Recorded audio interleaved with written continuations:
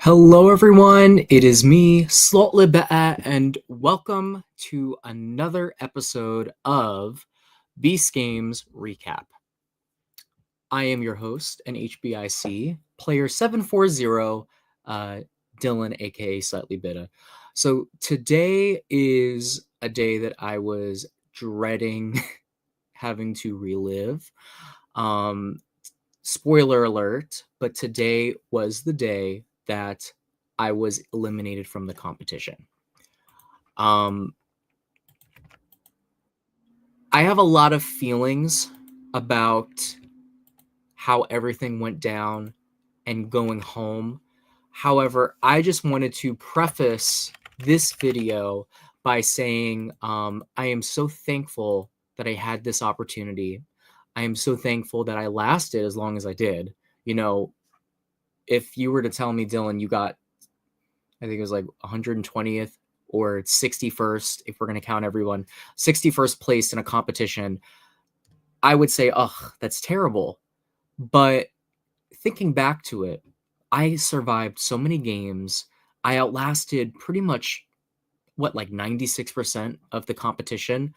So I'm proud of how I did on the show. However, I would be lying if I didn't say that it is something that sticks with me, leaving the game.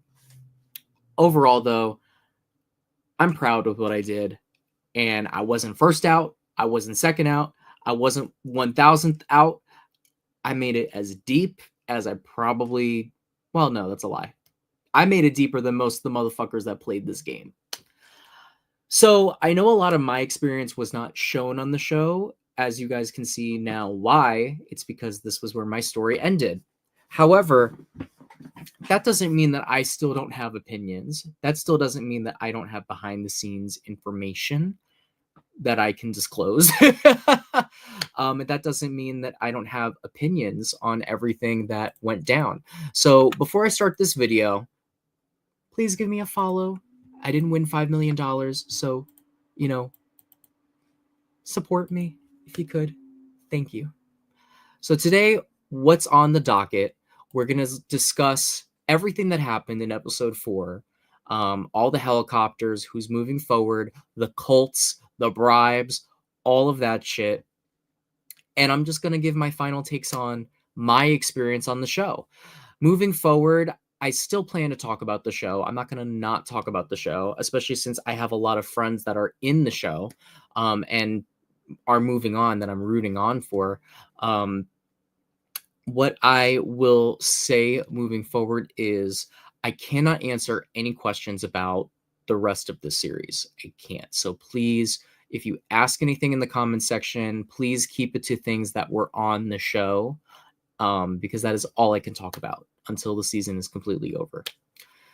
So let's talk about this day. So episode 4 was filmed over the course of 2 days.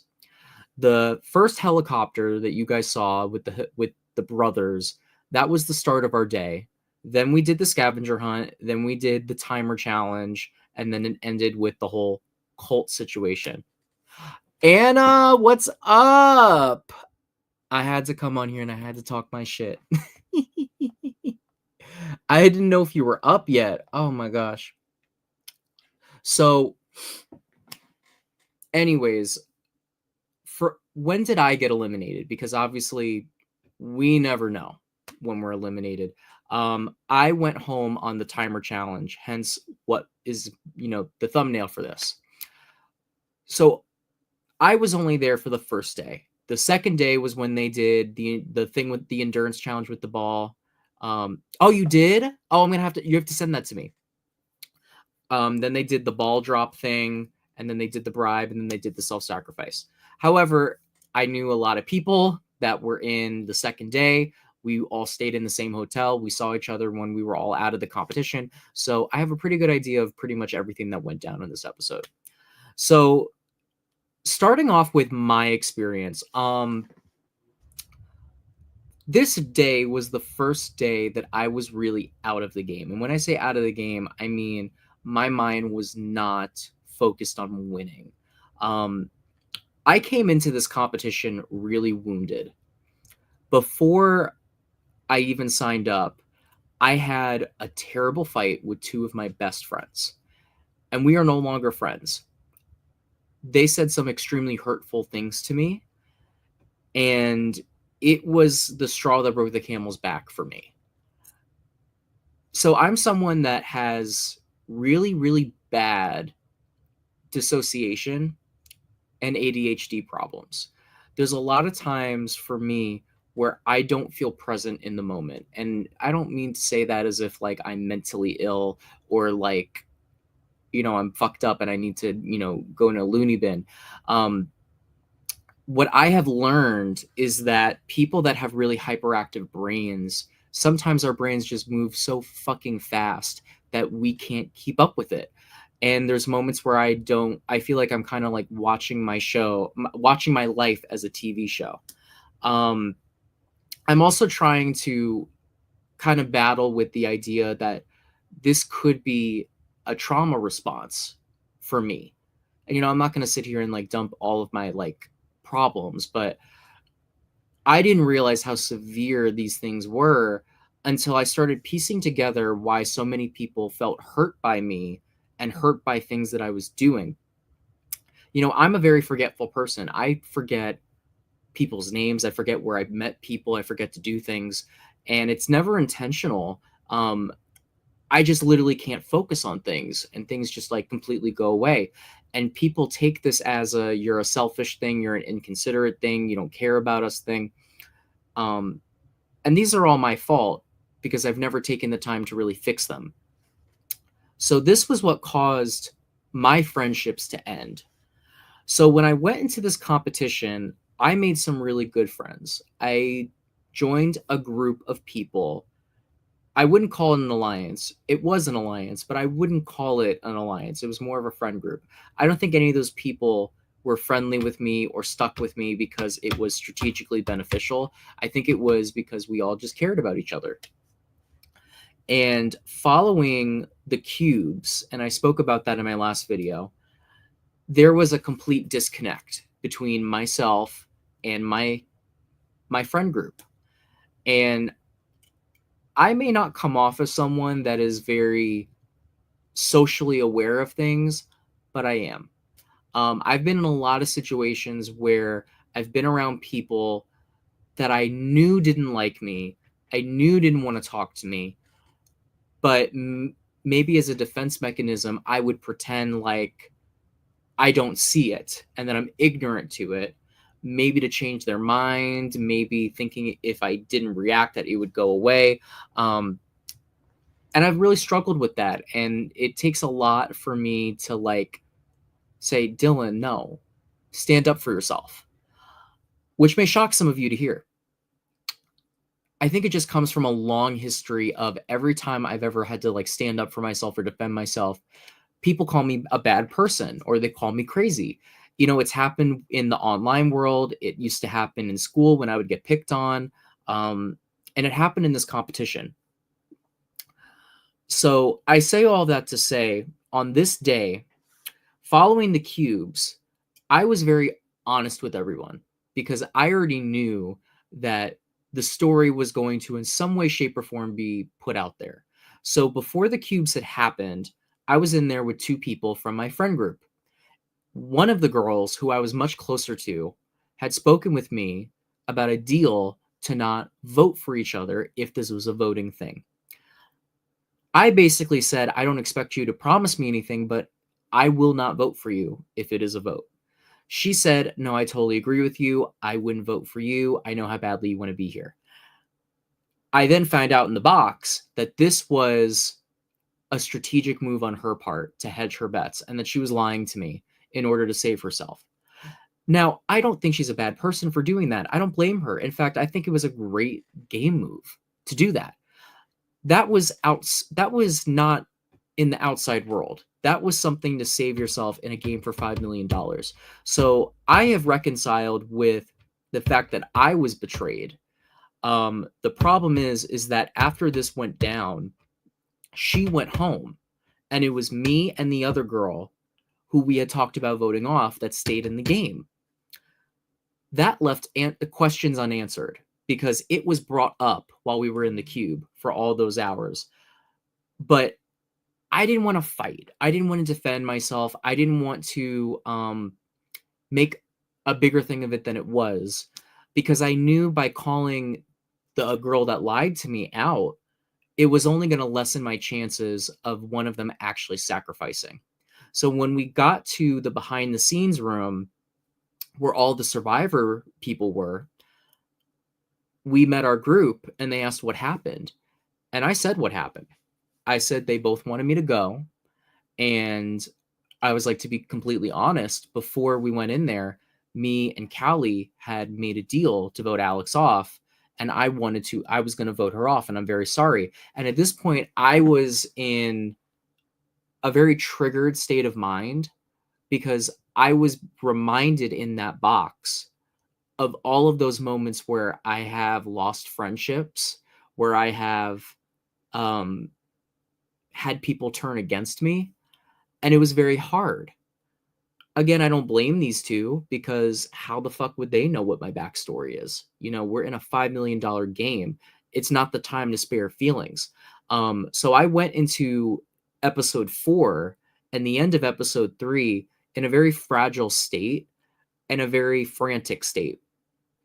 And I made a mistake of coming forward and speaking about this whole vote thing, this whole deal thing, because the way I explained it was fucking terrible, as it always was. And it wasn't the right time for me to bring it up. Everyone was in a really fragile state. And when people are in a fragile state, they're looking for someone to blame. They're looking for someone to other. And I'm not saying that anyone did it maliciously. Well, actually, I do think some people did it maliciously, but it's just that's what happened. And I made a game mistake and a personal mistake by doing that.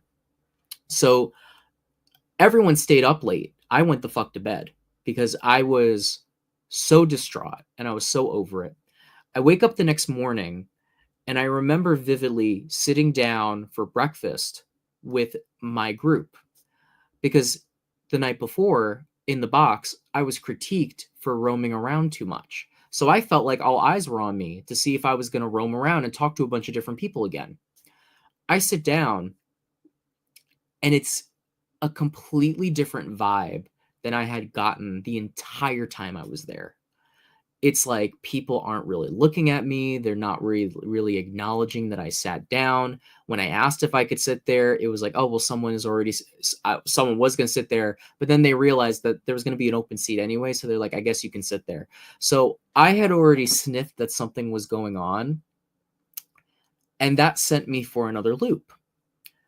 So this entire day, I was thinking about fixing my friendships, which, be fucking for real. Who gives a fuck about these people? You just met them. But you can say that when you're at home. But when you're out there, it's a very different thing. These are people that you're stuck with for 2 weeks. You don't have people from home to talk to. You don't have a moment to breathe. You don't have any distractions that normally would help you. Like for me, music helps me. So I didn't really have an out to disconnect from all the drama. And on top of that, the people that I was in cabins with were part of my friend group. So I didn't have a chance to get away from everyone and go find the other people I had formed bonds with. So I just remember being so inconsolable.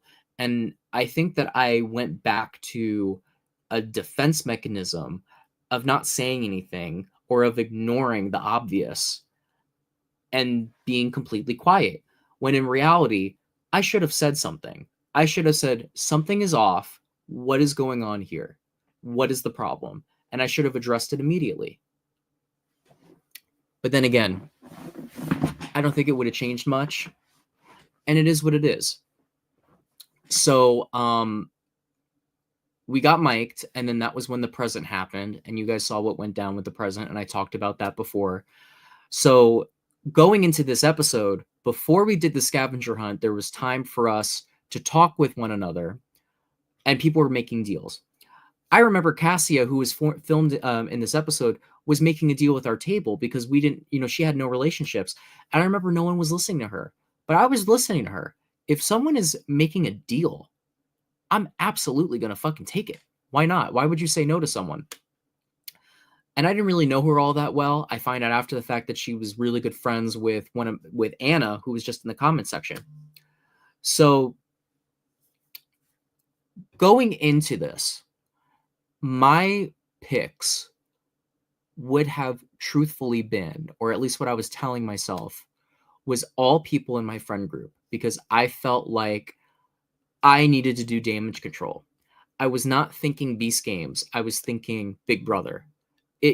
And Survivor. It was completely going over my mind that these people don't trust you anymore. Don't fucking trust them. To the point where no one was telling me that they would pick me for the helicopter.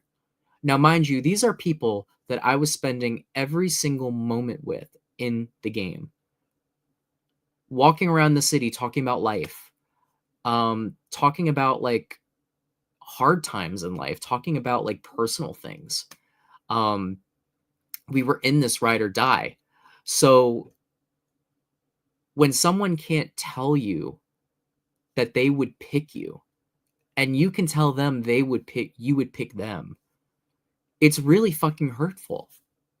I mean, I felt pressure to even ask if you would pick me, because everyone was looking at me like I was a fucking crazy person and that I was some monster for even bringing up a deal to save myself in a potential voting situation when those two had already decided they were going to vote me off. So I was really hurt. And one name I will mention, because we've already talked about this, and I'm still really great friends with him. He's actually one of the only ones I'm still in contact with, Christian, and he moved on, and I'm so happy for him. But I remember talking with Christian, and he was not able to promise me that he would pick me. He was only able to promise Aya and T. And I was like, but Christian, like, we've spent this whole game together.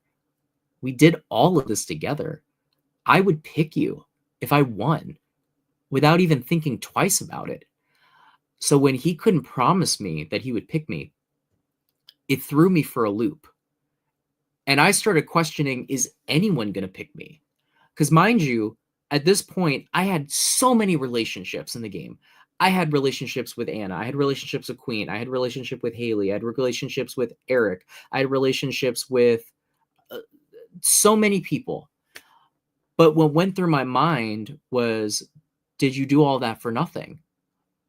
Did you get moderately close to people, but not close enough to where you would be in their top 5 to be chosen? And that's when it came to me, oh, fuck, you're about to not be chosen. And the idea of not being chosen subconsciously was scarier than losing. And I've come to terms with that not being chosen was too scary for me. And that was why I felt the need to compete. I've since talked with Christian about that. And obviously there's others, that I would have expected to choose me that I don't think would have ended up choosing me. And I found out about 2-3 weeks ago something that really hurt my feelings. Now, while we were on the show, I already knew something was up. I already knew that they had kind of turned their back on me. And I found out that after I was eliminated, there was shit being talked about me, that I'm messy, that I'm untrustworthy, that I'm not a good friend, that I'm a bad person. And it was being spread in like the girls' cabin by the girl that survived the box. So that's why if anyone has had a problem with me talking on these lives, because I see people looking, it's like, I'm just repaying the favor. Take it that way, because no one has spoken to me since the show has been over. So I knew about that. What I did not know about was that apparently while I was sleeping and while I was away from everybody, there was a discussion had that you cannot associate with Dylan because Dylan is not trustworthy. Dylan is a bad person.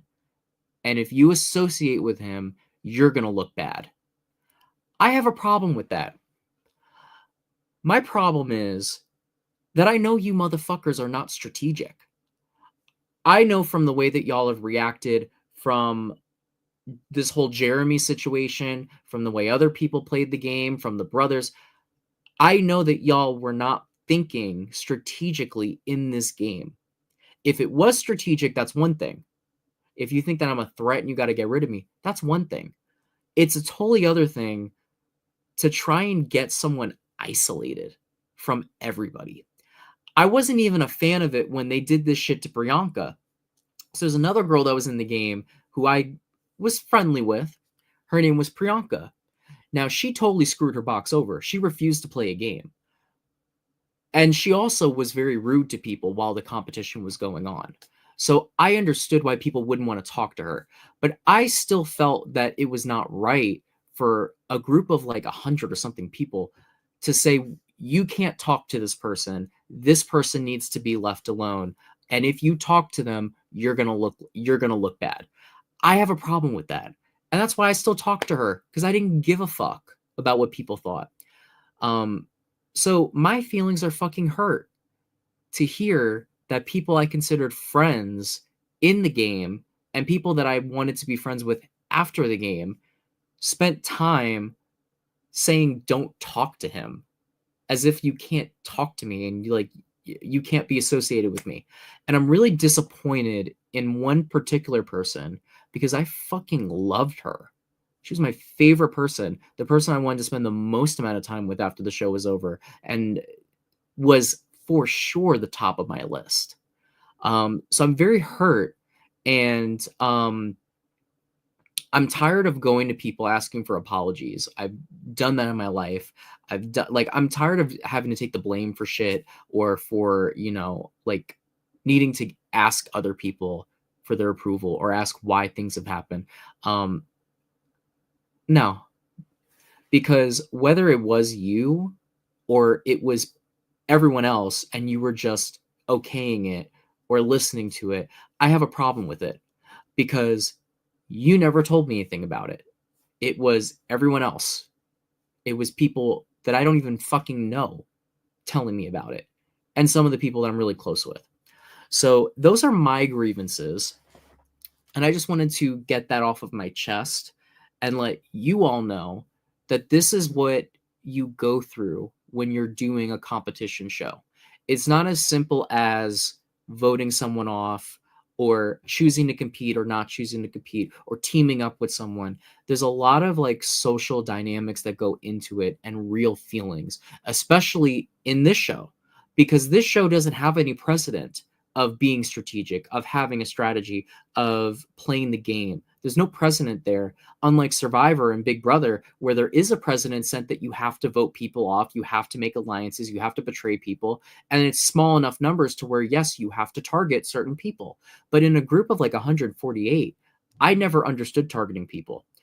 I love Queen, Brittany, who moved on, and there was plenty of people shitting on her, saying that she needs to go home and saying that she's a problem. She was one of the people I trusted the most in the entire game, no matter what people thought of her. So that last day, I didn't know about the don't associate with Dylan thing, but I had a pretty good idea that people did not want to be associated with me. And it fucking hurt. It really hurt. And I'm someone where I need a day to process things, because when I don't have a day, I'm going to do things that are irrational. My entire strategy going into this competition was to take the least amount of risks I have to do, whether it was claiming a case that was one step in front of me, whether it was crying and showing how my vulnerability so that people around me would support me in getting a flag that was two steps in front of me. So that way I have the most chances of getting at least one flag, even if someone fucks me over. Those are just some of the examples. I always made sure that my risk of going home was the lowest. And there was so many ways that I did it, whether it was the teams I picked, whether it was talking to people, whether it was, getting help from people, using my social game. So going into that last day, I was very frazzled and I wasn't thinking clearly. After the scavenger hunt was over, all those guys were in our cabin, so our cabin became very empty. During each challenge, we were secluded in those cabins. So I had nowhere to go. I had nowhere to go to talk to someone. My safety blanket out there was really Tawana, and Tawana had already been chosen. She was the first person to be chosen. So I didn't have her, and I didn't know who to turn to. I didn't even think about turning to some of my other friends in the game, like Stephanie, like Eric, like Queen, like Anna, there, like Haley, like Scott. Like there were so many people that I could have gone to that I just was not thinking, because when you're in a cabin with 3 people that are all from your friend group, all you can think about is the drama, because you can't get the fuck away from them. And I mean, I liked them. I still wanted to talk to them, but like, I don't even have a problem with the 3 that were in my cabin, because I don't think they were the ones that were doing the shit talking. But it just was impossible for me to not take a step away and breathe and think about what's your next move. So by the time that we went to do that challenge, my mindset was, I'm fucking uncomfortable being here and being around people that don't want to talk to me. It's really fucking uncomfortable. And I want to fucking go. And when I say I want to go, I don't mean I want to quit. That never crossed my mind to quit. Now, I may have said to some of you bitches that I was going to take a bribe or that I felt like leaving. That was bullshit. I never would have quit. I never would have left that game. Never. But I was being honest in saying that I didn't want to be there anymore. I wanted to get the next ticket, and I wanted to get the fuck out of there. I wanted to go back to the hotel and wait for a fucking nice, relaxing trip to Panama. So when he announced what the game was, I was like, man, I have done blindfold count to 10 minutes probably a million times because of these online games. I've competed in it, I've hosted in it, I know what the strategy is. You use your pulse to keep yourself on beat. The problem was, I was thinking too hard about it. I was thinking I have to be as close to 10 as possible. What I wasn't thinking about was, all right, go for 10, but don't try to be exactly on the dot, because you could get eliminated and it's just not worth it, because there's too many other chances to go on the island. At the end of the day, people are going to get themselves eliminated. This is probably about to be a 50-50 shot of getting a seat on the plane. So don't go home taking an unnecessary risk. When I had a moment with 2 of my friends during the tower, telling them to switch to ours and to not, risk splitting apart, they didn't listen to me. And I remember I felt a pit in my stomach knowing they were going to go home, because I knew their team wasn't going to win. And you could kind of tell which teams were not going to win these games. So when I said, I'm going to do this, there was a very dreary feeling over it. And I just wasn't listening because my head was so out of it. I don't think people understand how important it is having a support system in these games, because the second mine was gone, I was not thinking right anymore. So I did the game, and I remember I was going to stop myself at 9 minutes. But then Daphne said her shit, and I already was pissed. I already was pumped to compete. I signed up because I wanted to compete, and there was this energy of, I want to show these bitches up by winning this game. And I think when she said what she said, it internally pissed me off. And I was like, fuck it. I'm going to go for 10. I was going to stop at 9. I'm going to go for 10. I regret not stopping at 9, because if you saw in the video, I dropped my ball right after right as he was saying time was up. So had I just dropped it at 9, like I was planning on, I don't know if I would have won. I don't think I would have won, because it was like a whole 30 something seconds earlier, probably a little bit more. But I would have been safe. I wouldn't have been anywhere near getting eliminated. So I left, and then we had to wait until, well, not everyone, but I had to wait for everyone else to come because I had an issue with my passport. And then I went home and the game continued. So I'm disappointed in myself for letting some fucked up shit and my emotions get in the way, especially with how I left.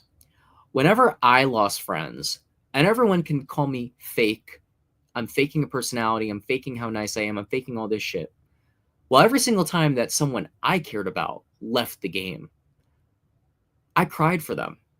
I did every time. I remember when Diana left. I remember when Drew left. I remember when Teresa left. I remember when Emmeline left. I remember when Ryan left, when Felicia left, when Dan left, when Justin left, when all of my friends left the game.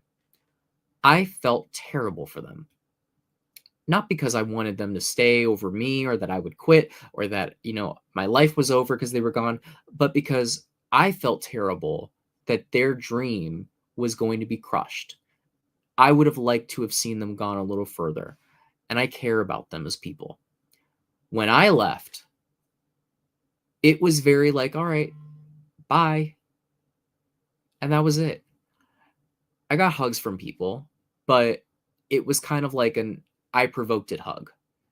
There was no like, oh no, I'm sorry to see you go. Like there wasn't even like an upset reaction. It was kind of just like, sorry. And really hurt my feelings.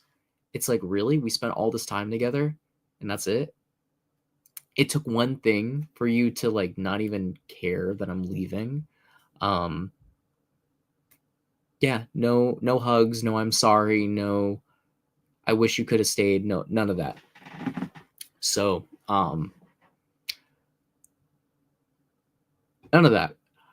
The only person I remember getting like genuine emotion from was the girl standing next to me, Piper, who I saw throughout my entire time there, and she moved on to the island. I saw her my entire time out there, but never really like interacted until that challenge. She looked more sad for me than all these people that were supposed to be my friends this entire time. And I never really brought it up to these people. I never really like expressed it. But that shit hurts. And that's not game. And then now hearing after the fact that like you bitches talked shit about me after I left. Like what the fuck? I had people telling me in the hotel that I was barely friends with, or at least from my perspective, I didn't spend nearly as much time with them as y'all, or nearly as much time as I did with you guys. Hearing that y'all talking shit about me. Oh, it's fine, that cool guy. Listen, I don't need people to cry for me. I didn't need, hugging. I was not crying when I went home. I was so full of adrenaline when I was eliminated. It's just looking back on it, it's like you could have at least shown me you were a little sad. You could have at least like felt something for me, at least given me like a real hug. It felt very much like when you see a family member and like you have to hug them goodbye or you have to hug them hello. And that's something I won't forget. So since the competition has been over, the best friends I've made have been people that I barely spoke to while I was in the game or that I had brief conversations with. Again, I can forgive things that happen in the game, but since the game has been over, just the way that I have been excluded from group chats said straight to my face, oh, well, you're not in that. Excluded from plans. Like we go to the premiere, no one even asks me, am I going to the premiere? It's just happenstance. And then when we're there, like you barely talk to me. Like I didn't really think too much about it until after hearing we can't associate with Dylan. Like, fuck you for that. Fuck you. I would have never said that about anyone, not even fucking Jeremy or any of these other weirdos that I got into a fight with while I was there. That's not the way that I am as a player, and it's not the way that I am as a person. So yeah, whatever. Y'all watch my shit and you have all the you watch it and you tune in and you're still following me, which is fucking weird at this point. I only let people I don't unfollow anyone because I just don't have the time and I just don't fucking care to go ahead and go unfollow because then starts other bullshit. But it's just very weird to me to watch all of my shit and yet you said we cannot associate with him. And no one has bothered talking to me or clearing the air with me since the show has been over. And I'm sorry that most of this episode has just been me talking about my grievances with the people that I played with. Um, it's just this was not a game. That was not a game move. Trying to get me out of the boxes was a game move. And even though it got personal and my family was brought up and it didn't even get shown, my family was brought up, my personality was brought up, I was called a bad person, I was guilt tripped. That's all still part of a $5 million game. I can understand it and I can be okay with it. Just cannot accept being a fucking cold bitch to me when I'm already gone or when the show is already months over. So, yeah, I don't even know if any of those bitches are going to watch this whole video, but if you are lurking, I'm more hurt than I am like angry. I'm more disappointed than I am angry because at the end of the day, we don't live near each other. And y'all will join the many list of people that I have been nice to, that I have tried opening up to. It's hard for me to open up to people because every time I open up to people, I get fucking hurt. And when you're in a game where anything could be used against you, you've got Christians roaming around, like this is Christian camp. Being Jewish is not the first thing you want to mention. You see the way people attacked Ava Chris Tyson for being trans before coming on this show. No, you don't really want to talk about like being an open person that doesn't really have a sexuality or doesn't really have like any of those things. Most of my people in my life are LGBT or drag queens or all these things. And I'm not saying anyone is like homophobic or transphobic, but I can't really talk about my experiences because if I do, someone may be, and I don't know about it. So like the last thing I will say is that I don't hold anything against anyone for game. I was the only person in this game that was able to take me out. No one else took me out. I wasn't voted off. I wasn't beaten in a game. The only way that I went home was by sending myself home. And ain't that bout a bitch? Ain't that some shit that the only bitch that could take the baddest bitch out was me? So some people leave these shows and they say, oh, I have no regrets. Hell yeah, I got regrets. Except my regrets is not how I played the game. I wouldn't change anything that I did before this episode. Nothing. I wouldn't change how episode 1 went. I wouldn't change how episode 2 went. I wouldn't even change how the boxes went because I did end up with 2 people trying to get me, but I survived. I survived. One of the only bitches, if not the only bitch, that was in a 2-on-1 box, and I made it out. I don't think anyone else would have. I have a pattern of people trying to push me around because I come off as, I guess, young or I come off as an easy target. And this happens in life, and it definitely happened in this game.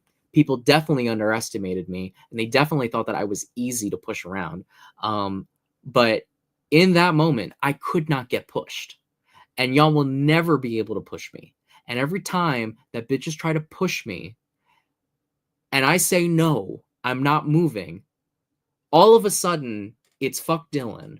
Dylan's a bad person. Dylan's this, Dylan's that. We can't talk to him anymore. So it goes from trying to push me to push me away. And to that I say fuck you because I didn't win, but you bitches didn't win either. And you screwed yourself over because guess who has practiced for years balancing a fucking ball on a podium? Guess who? Me. For years, I have practiced that game for Survivor. And for years, I can hold that shit for hours. These bitches didn't even last 18 minutes.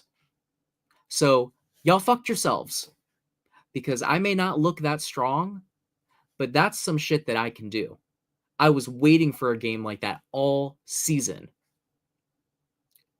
And I don't have to switch, and I can switch my arms, and I can bend down, and I can have people help me and hold my arm. Oh, bitch, it was over. So my only regret is doing that game and not waiting for the ball game that happened next. Let me read the comments. Oh, who's this in the comments? Jay, who is this in the comment section? Well, I appreciate you, Vamsy. I very much appreciate you saying that. Thank you very much. It's just that when I was eliminated, I had a good amount of people come up to me and say goodbye, but you had people talk smack about you. Well, exactly. It was a very shitty way to leave. I was even saying to myself, I don't want to leave today. If I have to leave, I just don't want to leave today. And it overwhelmed me. And I don't know. I think that it was just too much for me. But I had even said, I want to stay. I want to be here at least one more day to right the wrongs I had done. I didn't do anything wrong. I did not do a fucking thing wrong. And I remember one of my close friends said, well, at least you have a good attitude. You know, you're forgiveful about it. You're not saying, fuck you, I didn't do anything wrong. Well, I wish my attitude was, fuck you, I didn't do anything wrong. I didn't do anything wrong. I never in this competition personally attacked anyone. I never used religion as a weapon. I never told someone they need to quit. I never begged anyone to leave for me. I never lied to anyone in the game. All I did in this competition that was so awful was someone offered me a deal to not vote for each other, and I fucking took it. And y'all bitches still talk to her. But for me, it is no terrible.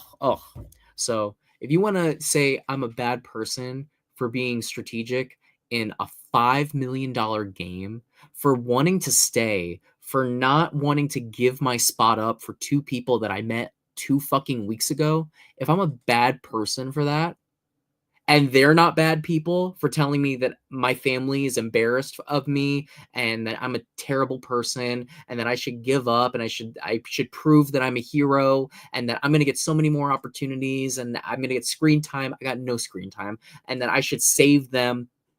But they're the good people and I'm the bad person. Yeah, fuck you. And I wish I had had that attitude while I was there, knowing what I knew now. If I knew y'all bitches said don't associate with Dylan, well, then I wouldn't have even bothered sitting with you bitches. I would have moved on over to the real ones, the ones that actually had my back, the ones that check in on me. Well, I don't even ask them to check in on me. I don't text Queen saying, can you talk with me? I don't text Haley. I don't text dog mom Julie, who I never spoke to on the show. Anna, Taylor, like all Amber, like all the other Dylan. I don't ask any of these people to check in on me, to wish me a happy new year, and yet they do. And yet I don't hear shit from any of these bitches unless I sent a message to them. So fuck that shit. And if you don't know, and if you think this is about you, then bitch, it probably is about you. So, whatever. Anyways, I'm letting that shit go. I'm getting it off my chest because I want to be done with it and I want to move on because it's not even relevant to the rest of the season. They went home, I went home, and it's done. But I just want y'all bitches to understand when you rewatch that motherfucking ball challenge that if y'all had not been fucking assholes to me, I could have won that fucking game for y'all. Obviously, this is not the same thing, but I could have won that fucking game for y'all. So think about that shit. Every moment that you wanted to shit on Dylan behind his fucking back for no reason, remember that shit. Do not forget that you made it further than most people to. Oh, yeah, I'm hella proud. Oh, you were number 12. I'm going to look up your face real fast to see if I recognize you because I talked to so many people while I was there. I probably did bump into you at some point. But yeah, I'm so proud of how well I did. It's just, I know I could have won this competition. That is so egotistical of me to say that. Oh, I recognize you. I don't think we ever really spoke, but I do recognize you. It's very egotistical of me to say that, but my regret is not giving myself the opportunity to do the bald game, because the people I would have paired up with would have been Mia. If not Mia, it would have been Jazz. If not Jazz, it would have been that group that almost won it. And if not her, I really wanted to build my relationship with Piper. So I would imagine that my way would have went towards that, but I really would have been I would have been trying to link up with Mia. I was trying to do so many games with Mia because I trusted her ass. She was the one of the realest ones out there. So, and I'm telling y'all now, if I had to do that game, I I can do that shit for hours. Hold your arm out and balance something on it. So my regret is not giving myself the opportunity to go further, because had I been there, I can't talk about anything else that happens in the season. I have a pretty good idea of what happens. I mean, obviously, what I can talk about is that you guys see in the trailer that, they're going to the island. There's an elimination train that comes by where they have to eliminate their friends. These are all things shown. So I'm not breaking anything. But these are all things that they showed in the trailer. I had a lot of friends that were left in the game. A lot of friends that honestly, I wish I gave more attention to. But because I was with this fucking clicky ass, fake ass group, I didn't give them as much time. Oh, I'm going to talk about that, Vomsy. I'm going to talk about it next. But I didn't give them as much attention as I should have. And going into the island, that would have been where I changed gears. And I start working with the Mias, the queens. Tawana I was already working with, but more so her, the Patricks, the Erics, the Danas, I think I already said Mia, the Bethanies. There was so many people that were still in the game that I had gotten to know on a personal level, but I didn't spend as much time with doing these challenges because we just had different friends. So I think I was supposed to be there, knowing things that go down later on.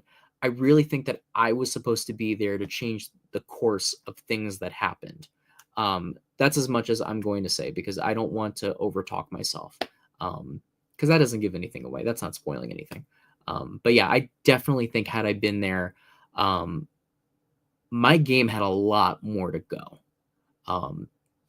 So, and I'm going to say this. Episode 4 is my favorite episode thus far, because episode 4 did an amazing job at capturing what it was like living in the city. That was the mindset we all had. All of us, sorry, Jeremy, all of us were creeped the fuck out by him and his followers and that whole cult shit. I thought they were never going to show that. I am so happy that they actually put that in there, because it was like that all the time, guys. It was like Christian shit, pray before every challenge, Jehovah's Witnesses going up to people. It was the weirdest fucking thing. And it was constant. And it felt like if you were not part of it, you would get targeted, just like they showed in the episode. So after I left is when the coin thing happened. If I was there for it, there was no way Jeremy was not going to get the majority of the coins. However, I know my group held out. We're one of the last groups to give it to him. I would have told more people. Firstly, if you give it to me, I'm picking women. And I would have chosen all women. Especially at that point, and seeing who would have given me coins and who wouldn't have given me coins. And I'm very, it's very obvious to me now that my group would not have given me their coins. But I would have chosen pretty much all women. I think the only two guys I had even considered in my mind at that point was Danny and Christian. And more than likely, they were going to be part of my group. Going into that day, my picks were going to be like Aya, T, Christian, Danny, and then I felt like I had to repay a debt to Alex.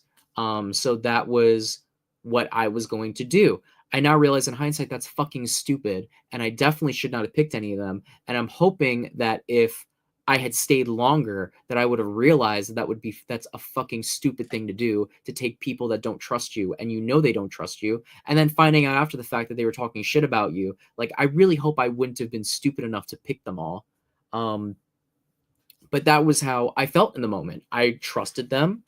I loved all of them, and I would have never thought that something like that would come out, to not associate with them. But those would have been my choices, which would have sucked because I had so many people there that I liked. But with this whole guys girl thing, I definitely would have said I'm picking all women, especially since the last helicopter had no women, and the one before that I think had 1 or 2 women.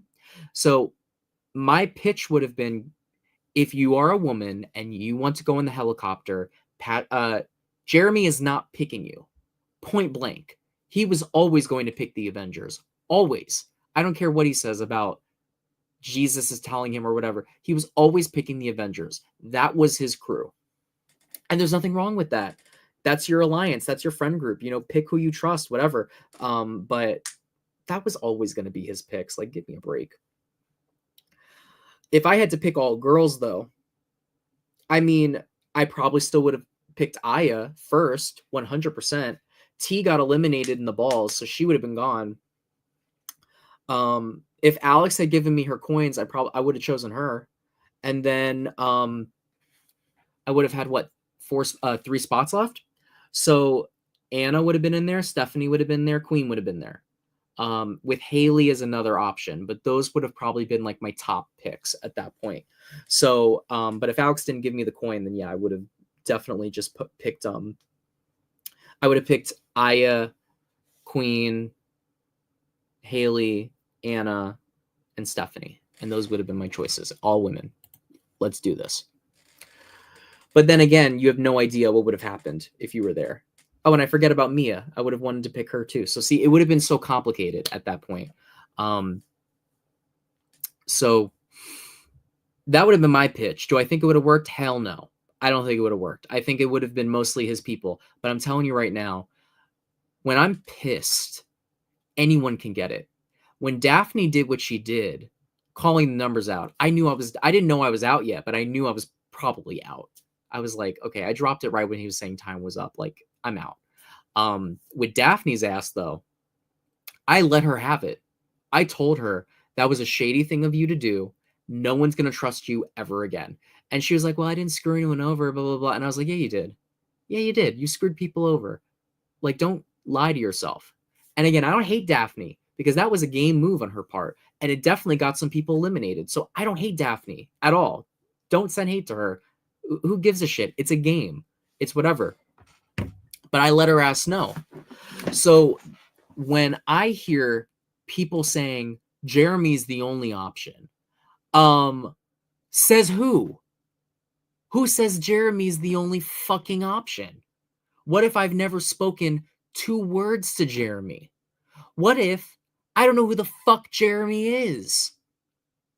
Not all of us there were Christian. Not all of us there were religious. Not all of us there wanted to suck his dick as hard as some of y'all did. In fact, y'all sucked his dick so hard I saw gray pubes in your smiles in the morning. So I found it to be extremely egotistical of some of those younger guys that I think thought they were shoo-ins to be chosen, to say either pick Jeremy or you are going the fuck home next. So part of me thinks it was a blessing that I was taken out of the game, because with all of the emotions that were going on, how angry I was, I know not winning would have made me even more angry. And to hear people be that callous, I didn't even have a problem with Jeremy. Jeremy helped me when we were in Vegas get a flag. He was one of the guys that saw me crying and saw me nearly pass out from a panic attack.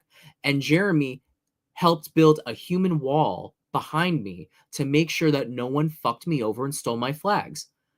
But if you have all these guys coming up to me saying, you got to give your token so Jeremy can go on the helicopter and choose people, this is fucked up if you don't. Well, how about this? Fuck you.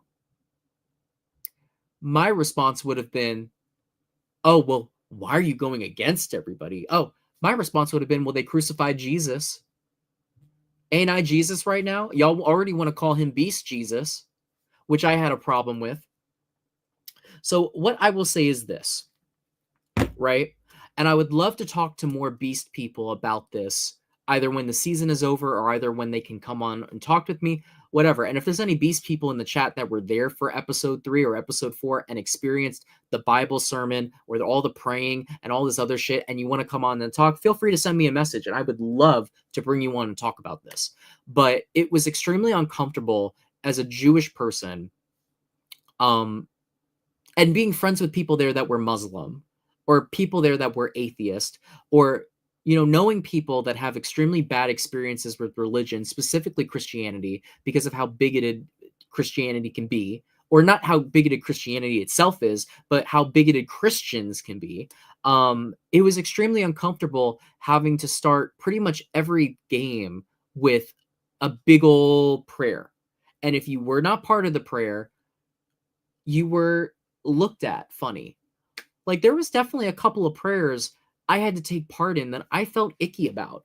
And I don't necessarily think the prayers were done in mean spirit. Like, I don't think Jeremy started any prayers wanting to convert people to Christianity or thinking that people might be uncomfortable. But I will say to all of those followers, agreed, Anna. Agreed. Oh, it was much worse than Vegas because they were in Vegas and they were on my team as well. And I know how terrible they were out there. But to all of the cult followers and to Jeremy, if you're watching this, what I beg of you to think about next time that you're in a game like this, or next time in life in general, that you tell people to come on in for a prayer. Oh, come on, we have to do a prayer. Understand that you may be coming from a pure place, that you may have a pure heart, and you just want to help the people, blah, blah, blah, blah. Please understand that you are fucking ignorant. You are fucking ignorant to other people's feelings. Because there was people like Anna laughing at you.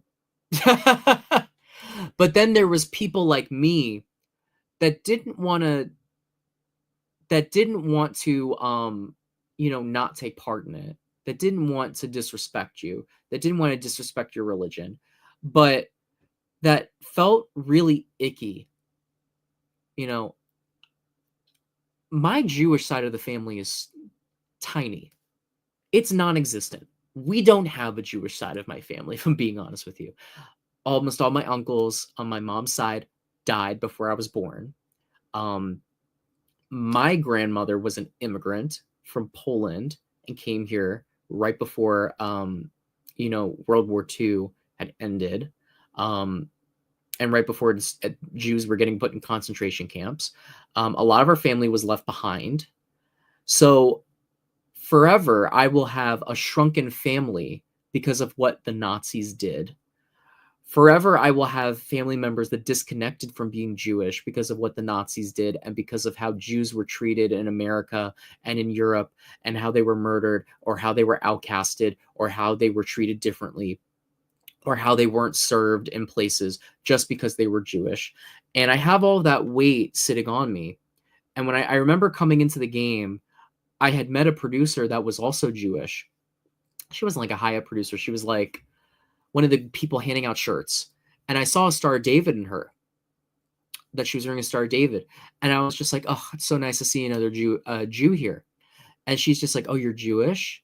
And I was like, yeah, but I don't really know if I want to talk about it because all the stuff with Israel is going on. And I remember in Vegas, people said some really fucked up shit about Jews and Israel and how Jews are the blame for the Palestinians when not all Jews are pro-Israel, and not all Jews are free Palestine, and not all Jews are pro-Israel. It's some of us Jews have no fucking part of it. So I knew I didn't want to share being Jewish in this competition. I felt uncomfortable doing that. And I just remember getting a hug from this woman. I didn't say all this to her. All I said is, oh, I'm not really sure if I want to say anything. And I just remember her saying, don't be afraid to be you. And I'm cheering you on. But it was a very Only another Jew would understand it in that moment. It was like an I see you and I get you. Don't be afraid, but you're making the right call. And I don't regret, not really sharing to that many people that I'm Jewish. There's a really bad stereotype that comes with Judaism that we're greedy or that we are evil or that we're masterminds. And quite frankly, I have been friends with people that after they knew I was Jewish had this whole idea that I was some mastermind and that I was strategic about everything that I ever said to people. And I let, those friends know that it was very hurtful that you would think that because you never thought that before I told you I was Jewish. You never, or at least you never brought it up to me. So I always, so I was always very uncomfortable during those prayers, not because I'm uncomfortable praying. I prayed for the last night of Hanukkah yesterday, but it was a prayer in the name of Jesus Christ. And my people were murdered in the name of Jesus Christ. My people have been persecuted in the name of Jesus Christ. And I'm not just talking about Jews. I'm talking about all my LGBT people as well. So I did not feel comfortable being in a Jesus prayer. I don't, not respect anyone that wants to be Jesus or, Christian or whatever, but it was icky to me. I never wore a yarmulke. I never wore a Star of David. But then I look over at my friend that's wearing a hijab and it's like, really? You don't even want to ask? And it was like, if you didn't want to be part of the prayer, it was like, oh, what's your problem? Oh, you're icky. Now you've got people talking about you. Now you've got people that might not want to pick you or might not want to team up with you. So your game is put in jeopardy because you don't want to conform to the societal norm that has been set within Beast City. Oh, I saw through it immediately, Anna. I mean, you and I talked about this. I saw through it immediately. That was game. It was game. I don't believe that Jeremy is strategic enough to realize that he was used as a figurehead for a Christian-centered strategy. So let me break this down to you guys. Have any of you ever watched Survivor? If you have you watched Survivor South Pacific? If you haven't, this is what happened in Survivor South Pacific. In Survivor South Pacific, there was a returning player named Coach who had played the game before. Sound familiar to Jeremy that has played Mr. Beast's game before? Coach was on a team with a lot of Christian people, but he was also on a tribe with Sophie and Albie, two players that were very game savvy, very strategic, very smart, and understood that they may not have the power to control the tribe as the youngest members, but they saw Coach as a returning player that has all of this knowledge, that is older, that people can look up to. And then to throw it in, he was leading prayers for hidden immunity idols that they had secretly already found. He was leading votes and saying, this is what God wants for you to be eliminated so we can continue. God wants us to be in the final tribal council. God wants us to win immunity. You get what I'm saying? So when I look back at this season and I look at Jeremy was the coach of the season. He was the returning player that was holier than thou, that wanted to be Christian and wanted to lead prayers and wanted to do all these things. And he was puppeted by these people that were very game savvy and were ready to use the power that Jeremy had to get themselves in power.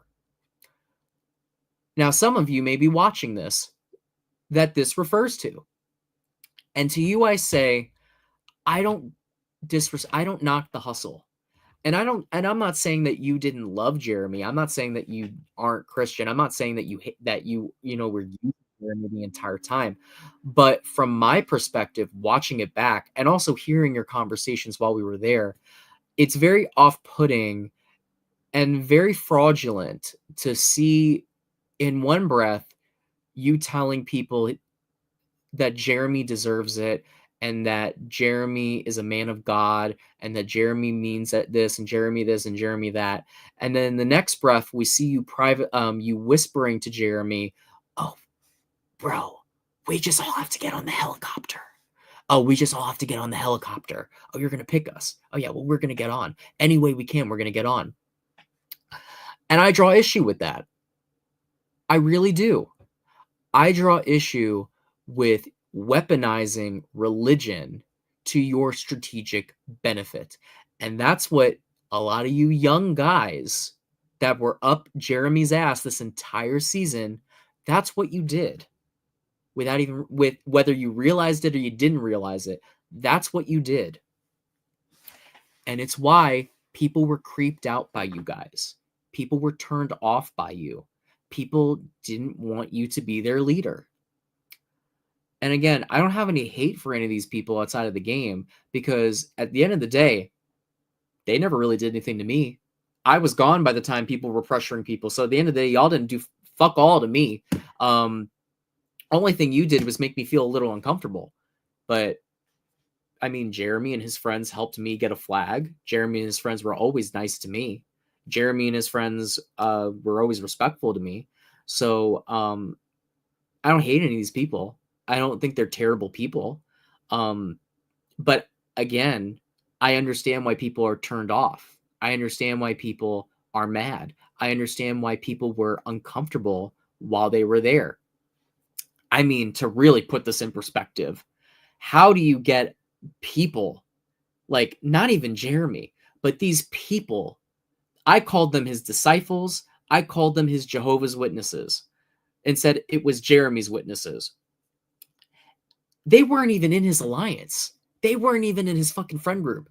And they would go in pairs of two to our lunch tables saying, "We're having a Bible sermon. Would everyone like to join?" Making sure the camera is getting them asking us, making sure the camera is there to get the Bible sermon on camera. Like, weird. Why do you need the camera to ask us to come to a Bible sermon? Why do you need the camera to record your Bible sermon? It didn't even make the show.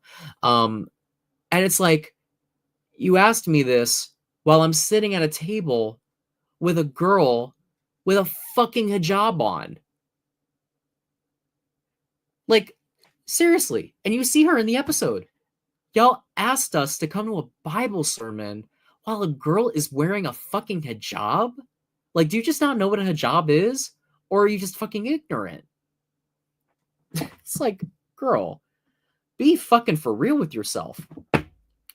And I want to say this too. Mia, who was in this clip that basically called Jeremy Satan, Mia is a very devout Christian. Since the show, she has been posting Bible stuff on her page all the time. I spent so much time with Mia. She's very Christian. She thanks God for everything in her life. And she didn't fall for this shit. It turned her off. What really did it in for me and for a couple of people was some of y'all were calling him Beast Jesus. Come on now. Come on now. How are you calling a motherfucker Beast Jesus? First of all, that is like one of the worst sins that you can do. We talk about all these sins. It's a sin to be gay. It's a sin to be trans. It's a sin to have sex before marriage. It's a sin to do this, sin to do that. Okay, well, the top of it all, to have a false prophet. A false prophet. How are you going to call someone Beast Jesus? Jeremy never called himself Beast Jesus, but I heard quite a bit of you saying he is Beast Jesus because he gave up $1 million. Let me tell y'all this shit. I didn't ask anyone to fucking give up $1 million. I didn't know how much money was up there. I didn't beg for you to give up $1 million. You chose to do that. We are in the same competition together. We started this off on the same foot. You are not better than any of us here because you took $1 million. You turned down $1 million. Your friend is not better than you because you are not better than the rest of us because your friend turned down $1 million. You don't deserve a free ticket to the fucking helicopter in a $5 million competition because your friend turned down $1 million. So because he didn't take the motherfucking money, you should get a free ride. I don't agree with that. No fucking way. And how about this? He wasn't even on my fucking team. So he did jack shit for me. Hell, he should have taken the $1 million so a quarter of you bitches would have been out. So instead of 148 of us fighting for a spot, it's only 80 of us fighting for a spot. So at the end of the day, what the fuck do I owe you? There's a difference between asking to be brought further in the game when there's limited spots left, between Harrison being offered immunity and being offered to go to the next stage, and he turned it down. Those are two completely different things. If I was in a box with Harrison and the other person said, I don't want Harrison to go home, he has immunity, would I like it? Probably not, because it lessens my chances of staying. But I would accept that, and I would say that's fair. But in a game where 100 people need to give you their tokens and give you a free spot to move on, why the fuck should I have to do that? What if I have someone here what if Tawana was there? Let's break this down. Jeremy was the only captain left because Harrison was eliminated and Dino and Tawana got chosen. What if Tawana was there? What would have went down? Would y'all have expected us to give you our coins when Tawana is the one that saved us? Because I'm telling you right now, if Tawana was there, first of all, I would have felt a lot better about my spot because she was really one of the only ones that was real with me and had my back even after all that bullshit and after everyone talked shit about me behind my back. And she was a real leader. She didn't take that money even after our whole fucking team, who desperately wanted to be captain so they could get screen time or whatever, was talking shit about her while she was standing up here with her hands up, not pressing the button, not even thinking about pressing the button. So would y'all have wanted me to give him my coins when she was there? Because if she was there, she was getting on that fucking helicopter. I don't give a shit. She was probably the only one there that I would have given my spot up for. And I wouldn't have given my spot up for anyone, but if I had to, she's one. She deserved to go further, and I'm so happy that she did get on the helicopter. So with this whole coin debacle, there was a lot of funny moments, and there was especially from my people that I love, like Haley and Mia and Queen. And I don't even know that guy's name, but I've seen him, and I thought that was great what he was saying. Yeah, I would have had a problem with that, and I definitely would have cussed some people out. And then you do all of this. You promise to pick girls. I'm going to relate this to Frenchie from Big Brother 24. Frenchie in Big Brother 24, Big Brother 23, he won HOH, and he said he would not nominate women or people of color because every other season, a woman or people of color was the first out. He went back on his fucking deal. No one expected him to do it, but he went back on his deal. So when you're sitting there, and this is my one problem with you, Jeremy, is you told everyone you were going to pick women, that women were going to be there. You picked no women except for the one woman that no one wanted to go on the fucking helicopter. The one person that did, for all this Christianity shit, the most unchristian thing. And I got to give it to Daphne. Because Daphne, bitch. Oh, I'm sorry. I'm not calling you a bitch. It's a filler word. But it's like, Daphne, bitch. You fully sabotaged people in this competition and made yourself out to be totally untrustworthy just to get chosen by the most trustworthy person. So this is the shady part about Jeremy's choices. So Jeremy does get 100. His choices, he chooses 2 people and says, I'm going to have them be my counsel. They pick the next ones. Okay. So he picks like Jeff, and I don't even remember the name of the other guy. Then they pick Patrick, and I don't remember the name of the other guy. These are all Avengers. The one person left, you saw her going up to Jeremy, and she's like, we're going to make it through. Her name is Annie, and Annie made it through. And I like Annie. But I'm even say this, Annie. Annie, you were going along with this until he turned his back on you. And I kind of look at that a little shady. I'm not going to lie to you. And I like you, Annie. And I don't think you're a bad person. And he turned his back on you, and he was fucked up for doing that. But I'm really thinking about it, and I'm like, oh my God. Like, all of these people were okay with this Christian shit coming in. And like, Jeremy needs to have it, and Jeremy needs to do it because y'all thought Jeremy was going to pick you. And I know from other people that when Jeremy made his choices, people were pissed because they thought Jeremy was going to pick them because of their Christian relationship with him or whatever bullshit they thought, because they were his disciples or they're Jehovah's Witnesses and they went around calling him Beast Jesus. They thought that he was going to pick him. And it's like, well, bitch, you did all of that for jack shit, for nothing. But Annie, I totally understand why she was not happy, because I knew the Avengers in Vegas. I met their asses. And at this point, the only original Avengers were either going on the helicopter or they were Annie. So that last choice for Daphne blew everyone's mind. And it blew my mind when I heard about it.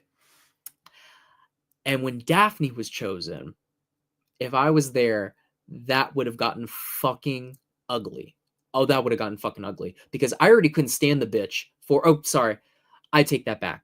I am so sorry. See, this is why I don't like getting angry. This is why I don't like fighting with people, because I start saying bitch as a filler word, and I start calling people bitches when I don't mean it. I don't mean to call Daphne a bitch. She's not a bitch. She was playing the game, and she was strategic, and she's whatever. But I'm not calling anyone a bitch. But you picked Daphne, who you had no relationship with, who was shitting on you on the show, over Annie, who was fiercely loyal to you guys. I mean, you guys were in Vegas together. You had group chats with each other after the season was over. I still don't understand why Daphne was chosen over Annie. I don't understand it. And Annie is still pissed about it. She's still posting about it on social media. And I fully support her on her anger. And I don't know why there hasn't been an apology made to her. You know, that's real betrayal. And it's one thing to be strategic about your choices in a game of strategy. It's another thing to claim to be totally honest, totally pure, totally Christian, and then just backstab someone like Annie that was very pure. And, you know, I take all that shit back that I was saying about feeling icked because she wanted Jeremy to get chosen. I think it was just, you know, it's strategy. It's like, you know, your friend's going to win. So it's like, of course you want people to give. I really hope that she was not part of that crowd that was telling people you're going home if you don't give it to her. I really hope she wasn't, because I like Annie. Like, she's one of my favorite people from the show since the show has been over. But it's like, Daphne, you don't even fucking know her. And you picked her. Okay.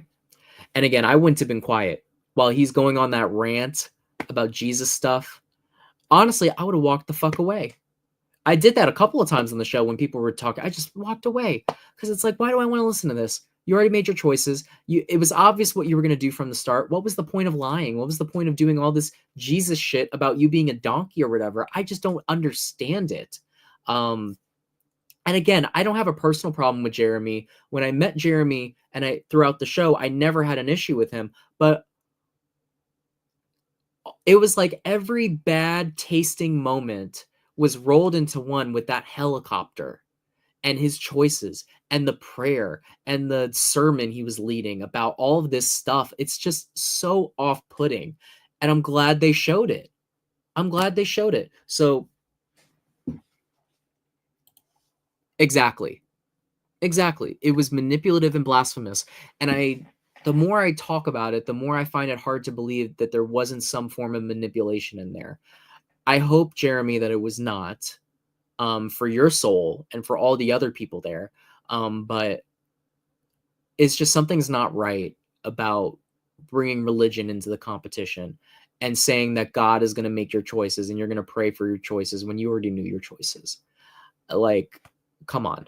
Come on, Jeremy. Come on, Jeremy. No one's going to hate you for your choices.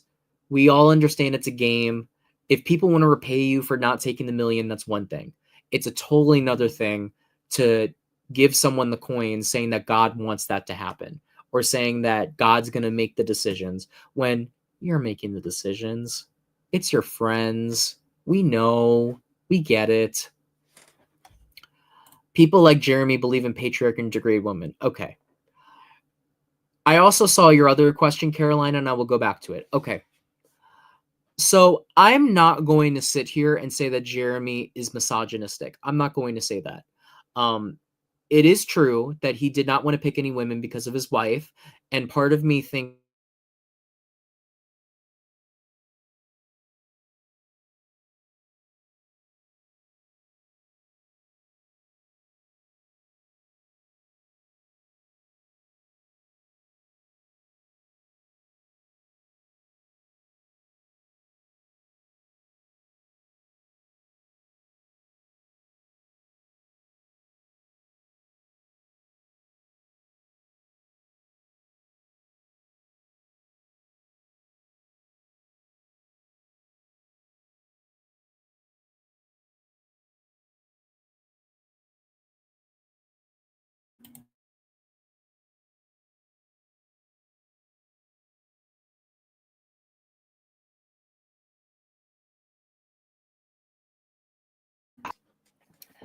I'm not going to sit here and say that Jeremy's misogynistic. And again, maybe he picked Daphne because Daphne's not into men, and maybe he thought that was the choice that was going to be right for his wife. But then again, if that's what you're thinking, the way that it should have gone is you should have just done a chain, kind of like what he was doing, where it's like you pick one person, then they pick one person, then they pick one person, and that way you could have had Annie on your helicopter without anything going down.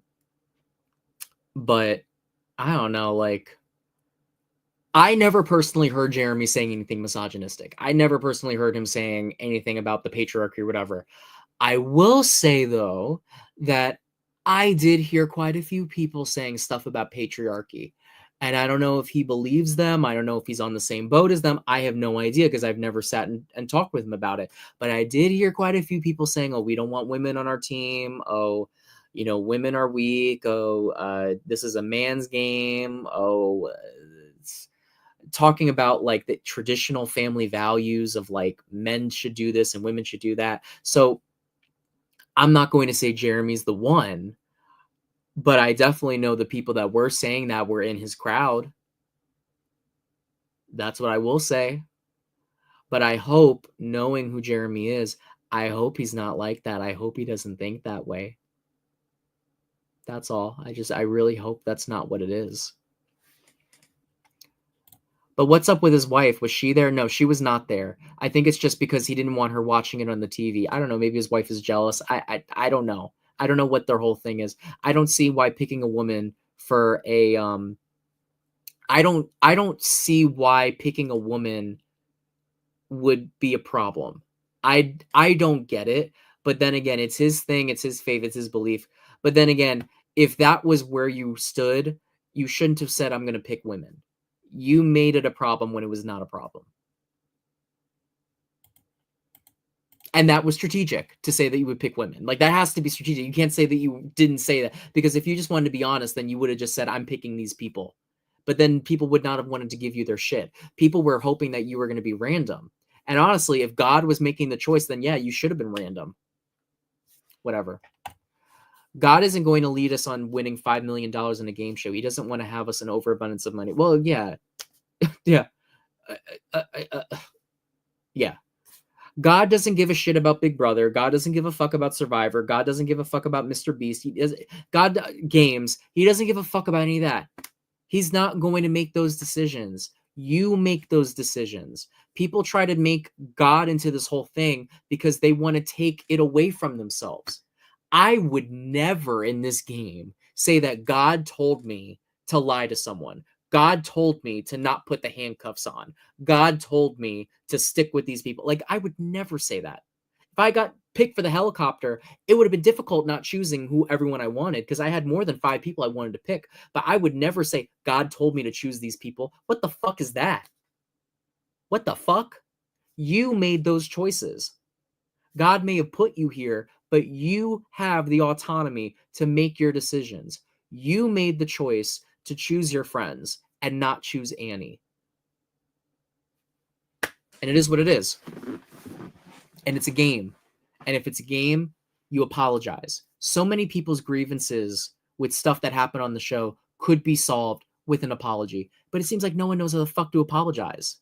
So if any of you are watching this that are part of that little alliance, if you haven't already, I would recommend sending her a message and apologizing. That's what I would recommend. And I'm not speaking for, I'm not trying to speak for her, but I'm just saying I would recommend apologizing if you haven't already. A real one, a genuine one. That's what I'm saying. The worst drama not recorded. There was a lot. I don't know. I got into a verbal fight with someone in Vegas. Maybe my whole situation in the cube that was not shown. I know what happened in Anna's cube is not wrong, but honestly, my thing, I was personally attacked in my cube and none of it was shown. I was gaslit to try and say that I should leave because I'm going to be famous, because I have more opportunities, that I'm a villain and I need to prove that I'm a hero, that my reason for being there doesn't matter, like that my family's going to be embarrassed for me, that I'm taking money away from people. Like none of that was shown. And to me, that was the worst drama that I was a part of. But there was a lot more. Like Tawana getting chosen was not as easy as it looked. It had to be a vote. A lot of these religious people were on our team and wanted to give it to another person. And we said, fuck no. And we backed up Tawana. So, and there was a lot more of that. I mean, the whole Bible sermon thing wasn't shown either. Oh, and there was fights that happened inside of the cabins too between the girls. So yeah. I'm also going to make a post really fast.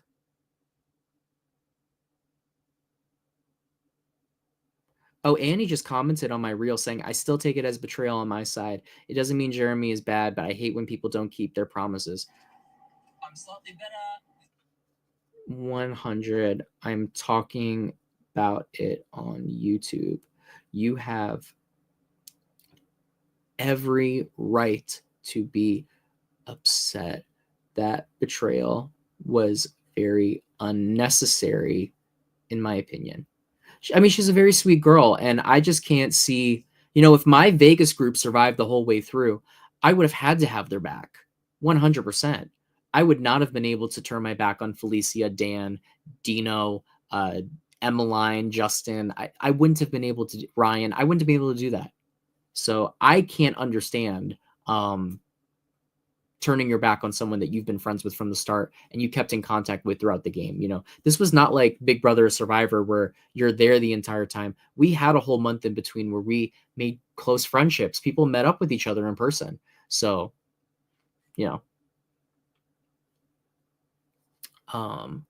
we'll be doing Q&A soon for the stream. If any Beast Games alums want to join for the end, slide up in my DMs. So I'm putting a message right now that if anyone from Beast Games wants to come on and talk about what went down and their opinions on it, I just put that out there for them. So we shall say if they want to. Oh yeah, I said this already. And yeah, so I was saying this from the jump that the first 3 episodes felt way too short. I got to give them credit though. This episode was actually even shorter. Actually, no, this episode was 45 minutes long. So it actually was one of the longer episodes. Yeah, it was one of the longer episodes. It felt longer. This episode, I felt they did a very good job at showing off the relationships. Damn, I'm looking at this island right now. This is fucking nuts. This is beautiful. Damn, I wish I was there. I really wish I was there. This looks so fun. You just lay in the hammock and shit.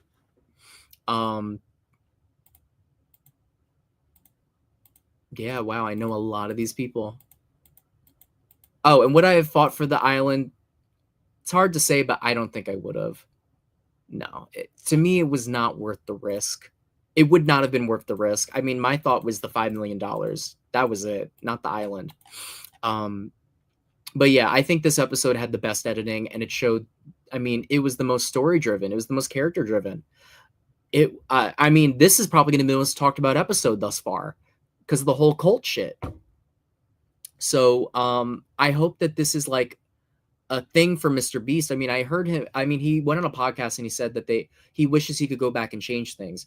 I feel like he wishes he could change how much of the social game was shown. I think he wishes he could show more. So this is a good thing. And that's why I would never shit on Mr. Beast or his team. And you only give, constructive criticism. I would never give like, oh, fuck this show, fuck this, fuck that, blah, blah, blah. I wasn't shown. Oh my God. Blah, blah, blah. No, I'm not going to do any of that. They showed what they showed in this episode. They did a bang up job. They really did. I gotta say, they did a bang up job. They still didn't show everything, but they did a good job. I was recruited for Beast Games. I could tell you right now. I could tell you right now when I was recruited for it. Let me go to my email. I was recruited June 24th, 2024. That was when I got the email, when I got told that I was on. I was recruited for the show through Rachel Riley from Big Brother because I follow her and I swiped up on her story. And I was like, I had heard about Beast Games, but when I saw her post about it, I was like, you know what? Fuck it. Let me apply. Because I only really had an interest in doing Survivor or Big Brother. But when I saw it on her page, I was like, you know what? Let me just apply. And I'm so glad I did. Because even though I didn't really get shown, I didn't go as far as I wanted to. Like, honestly, if I'd made it past the island, I think going halfway and just experiencing the island, that would have been worth it for me. And that would have been enough. Even if I didn't win, which, trust me, I wanted to win. That was above everything. But this is not like Survivor or Big Brother. Like Survivor or Big Brother, you get there and you get to experience the island or the house. This, you had to get past certain stages. Like episode 1, you had to get past to get to the city. Now episode 4, you had to get past to get to the island. If I got to the island, it would have been worth it. Especially since like only 9 are competing for the island next episode, which they showed. So the rest of them just get to enjoy themselves in luxury. Like I would have been like chilling for a week in luxury. Amazing. Jenna, hey Jenna. So I talked about at the beginning of this that there's a lot of things I didn't like about this season, but honestly, truly, I'm just not happy about the way that things went down with my alliance or my friend group. Not because of anything that happened in the game, but because of like personal attacks that were made after I was gone. Like the day, because this episode was filmed with 2 days, and I was gone the first day, and the second day they talked shit about me after I was already gone. Like that's not game at that point. That's you being a fucking bitch. That's what that is. That's you talking shit about me behind my back. After I was nothing but nice to you. Nice to all you bitches. And I still was nice to you. And I only found this out like 2-3 weeks ago. And I feel like a fucking idiot because I saw these bitches at the premiere and I was so nice to them. And it's like, fuck you bitches. Seriously, fuck you bitches. Like, what the fuck? Anyways, let's talk about the next challenge because I'm already an hour and a half into this shit. So after the coins, there's a day off. There's not a day off, but there's a day to sleep. So they wake up the next morning and it's the ball game. The challenge where they basically have to do this shit. Like literally just do this shit. Balance a ball on a thing. So while I hold this for you guys, it was a much bigger scope than this one, obviously. But they had to hold a ball on the edge of the thing. And the last 3 teams remaining, all 6 of them would move on to the island. So this was the biggest game. If you were going to win any game to get on the island, this was probably the one. It was the most skill-based. It was the highest odds. And this was the game that I probably would have won if I had stayed behind. Both because I can do this shit.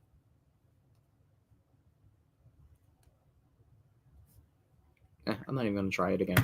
Y'all saw I did it before. I can do that shit because when I wanted to do Survivor, I had a wooden one. It's somewhere here, but I had a wooden recreation of the challenge they do on Survivor, which is an endurance game where you balance the ball on the thing. I have practiced that shit about at least 100 times. And that's not me exaggerating, like actually probably 100 times, because I knew I wanted to do Survivor, and that was going to be a challenge we did. If not exactly that, something along those lines. So this would have been the most fun to compete in for me, even if I didn't end up winning. But but of the 3 teams that won, I was very good friends with two of those teams. So I'm very happy with who won. So what I understand about this game is that it was very windy and people's balls were dropping like literally as soon as it started because the wind was blowing it off. There also was a hole, kind of like a fishbowl, and if the hole fell over, you would be eliminated because then the ball wouldn't even roll anymore. So a lot of people got out because the ball was rolling and it landed on the hole. There also was like a rule instated as the competition went on that you had to pass it along to your teammates, because there was a while where people just weren't passing it. And a bunch of people won doing that strategy. So my strategy would have been have people around you to block the wind, because I remember during the blocks on episode 1, I blocked my tower using my body because there was an air vent on the side of the wall. So I used my body to cover my tower so that my tower wouldn't get knocked over by the wind. And that's what kept my tower up for like the entire 4 hours that they were checking. So this was a fun challenge, and I really wish we did more games like this.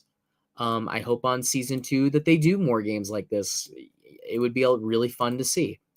Just because this is a game that anyone could win. I mean, when you look who won, a lot of all-female teams won this challenge. I know my friend Z, who was an older lady, she was 4th place, and then that girl messed it up for them. I believe her name is Jen. She's another cool person. I barely knew her, but she's cool people. So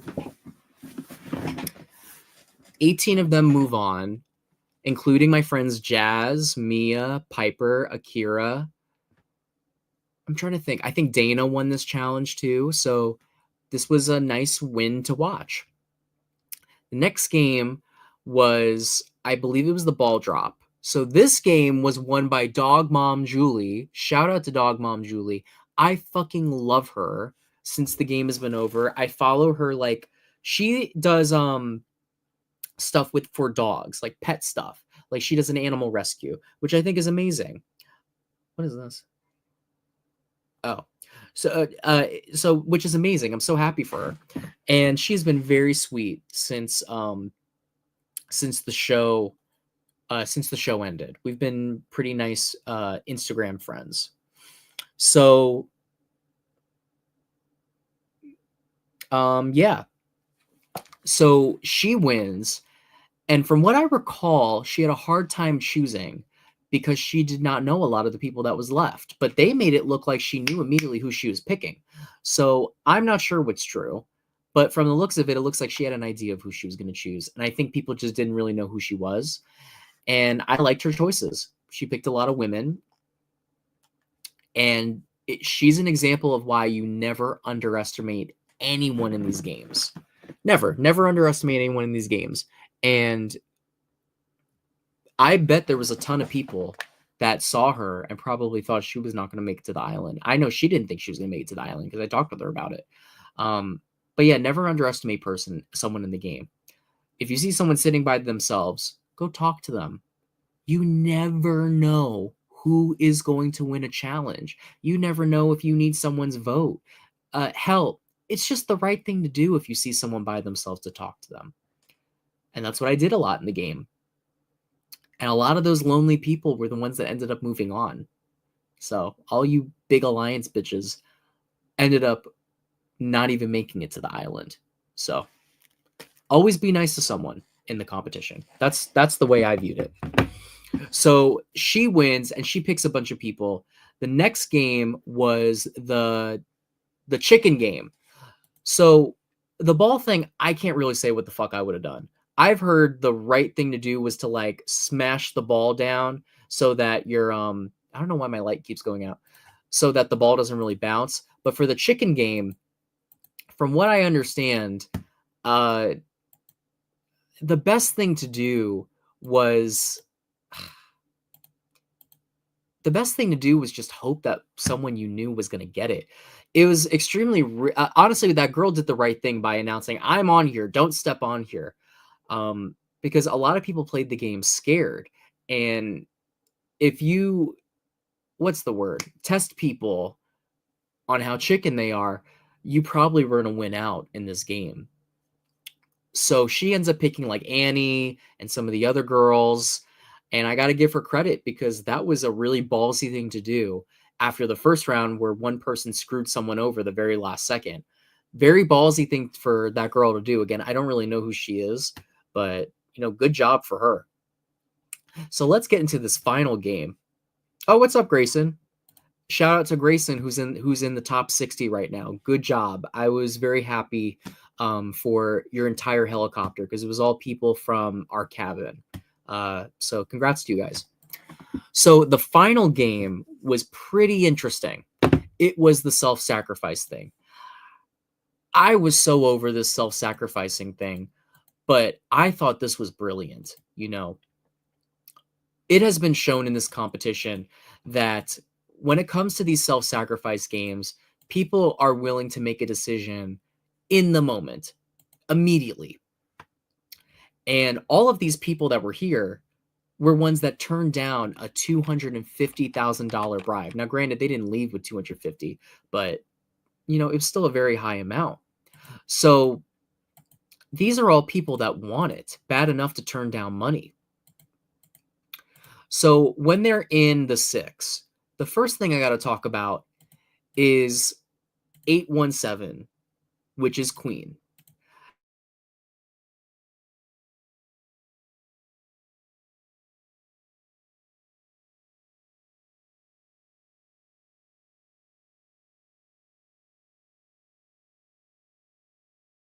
Now, had I been here, I don't know for sure been on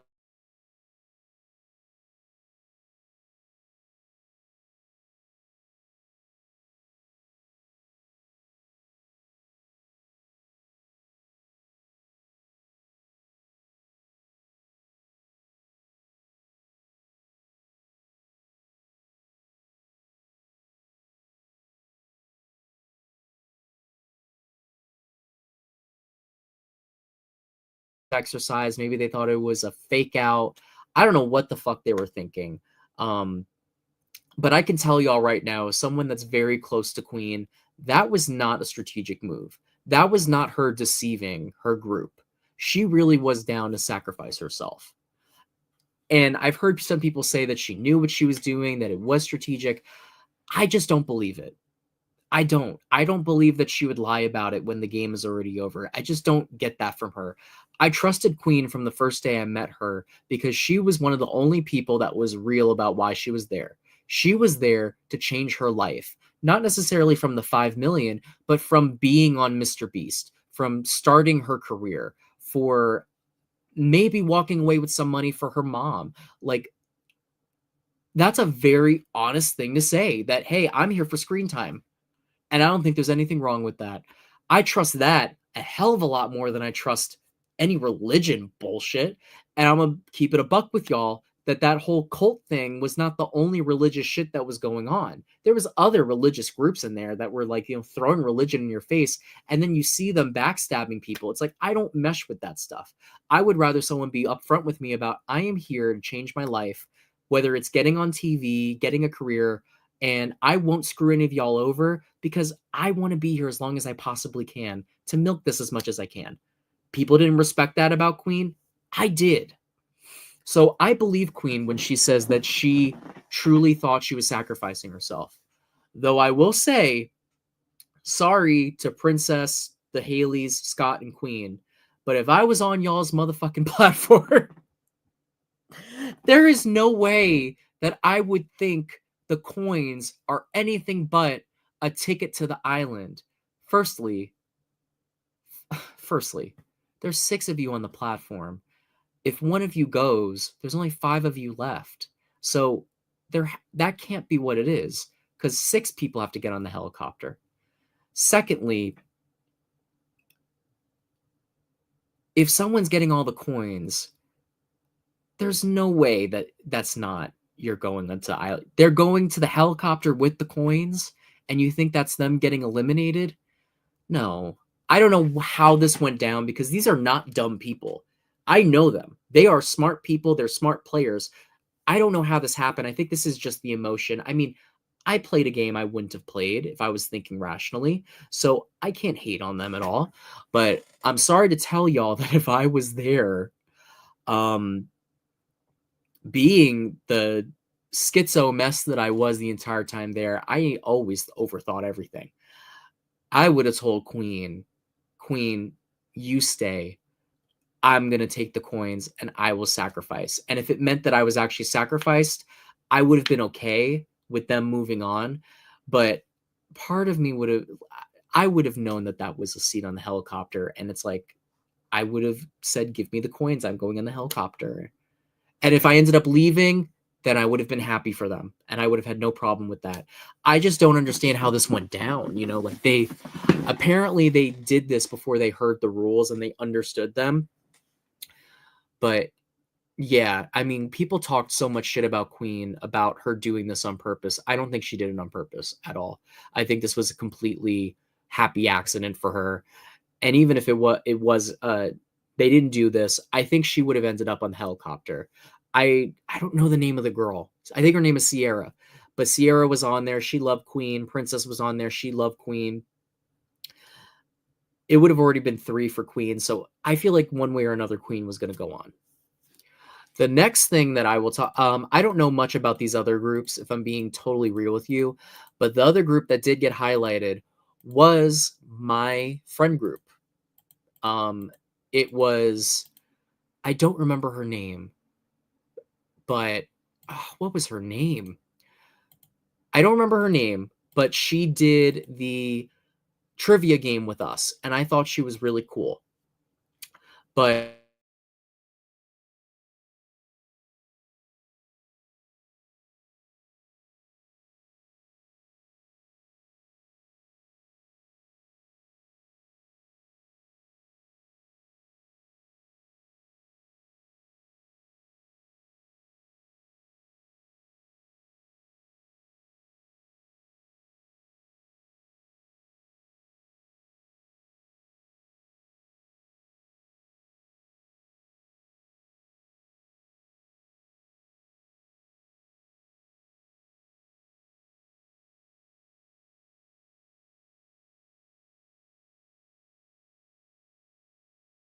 LA and we went to a karaoke bar. He's fucking funny as shit. He's funny. He has a great backstory. He has a bunch of siblings that he was fighting for, and him getting on the helicopter would have been really great. However, Christian, who was 723, that ended up getting on the helicopter, he got a coin from Aya 778, who I was very good friends with. And the reason she gave him the coin was because when they were in the box, Cynthia made a sacrifice to eliminate herself without even doing a game, because she wanted Christian to go, because Christian's backstory. Christian came from a really small town. This was like an experience that he needed, that he had never, ever dreamed of. Christian played a hell of a good game with people. I didn't really figure it out until after the fact, like that he was really good at telling his story and making people love him. Yeah, I was very happy for him when I heard he moved on. So because he had already had the coin from Aya, it was 4-2. So Jake still had the majority. But Christian wanted to do rock, paper, scissors. And the rationale was, okay, both of them got coins, so both of them should rock, paper, scissors. Christian wins the rock, paper, scissors, so he moves on, and Jake has stayed behind. And from the looks of it and from what I've heard, they were not happy about this. Now, it's their piece to speak about it, but all I'm going to say is this. This is a $5 million competition. 5 and 6 zeros. We can be great friends. Absolutely. But to sacrifice yourself immediately without even thinking about it, and then expecting someone else to sacrifice and thinking bad of them. I haven't spoken to any of them about this, but so I don't know if they feel bad or they don't feel bad. I'm just judging from, watching. I wouldn't hold it against anyone from wanting to stay. I don't hold it against the 2 girls in my box for wanting to stay in this game and wanting me to go home. I can be upset about the way it was presented, but I can't hold it against you for not wanting to leave. It's a life-changing amount of money, and we've come so far. There's only, at this point, if you make it, 59 people standing in your way. So, on one hand, if you're ready to go and you want someone else to continue, that's a beautiful thing. And good on you. And I pat you on the back. Even though at that point I'm like, well, then why the fuck were you so gung-ho on me leaving? But whatever.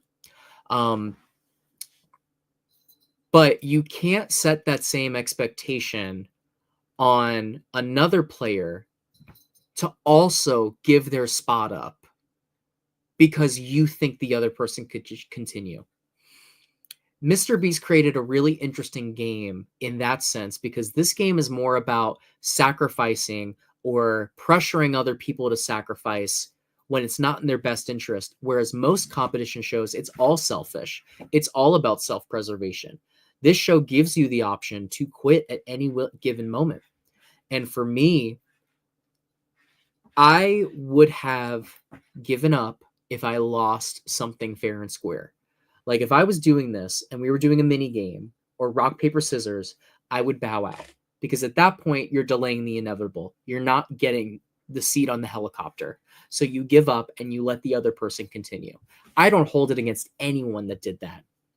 And I think that Jake is very honorable for honoring the rock, paper, scissors thing with Christian when he could have easily just said, I have the majority. And people, they all would have probably backed him up and said, yeah, he has the majority. He should be the one to go. And I love Christian, but I think Christian would have backed down to that for sure. Can you show us the picture of the group? I don't want to get copyrighted. I don't think I can even take a screenshot of it. You know what? I will take a picture of my, it's the guy with the man bun in the group. It's the guy with the man bun. I don't know. I will send it to my Skype and then I'll try to load it up. But that was one part of the game I just did not care for, was how an expectation was put on people to give up the game for other people. And it was like, if you didn't do it, you were a bad person. It's like, I'm sorry. I thought all of us signed up for the same thing. I thought all of us signed up to win $5 million. I didn't understand that there was a caveat to that you need to sacrifice yourself if someone has a better story than me. Well, I'm sorry that I don't, and again, this is not relating to any of these people. I'm using just a general example here. I'm sorry that I didn't grow up in severe poverty. I didn't grow up, I don't have a dying mother. I don't have, millions of dollars in debt to pay. I'm sorry I don't have any of those things. But never in this competition did it say you have to have a sob story in order to warrant continuing on in the game. It's one thing if people want you to continue because of your sob story, but I don't believe someone should have to give their spot up because they don't have a sob story. And that's just my take on it. And it is what it is. And the name of the game was not get the most coins. The name of the game was get all the coins.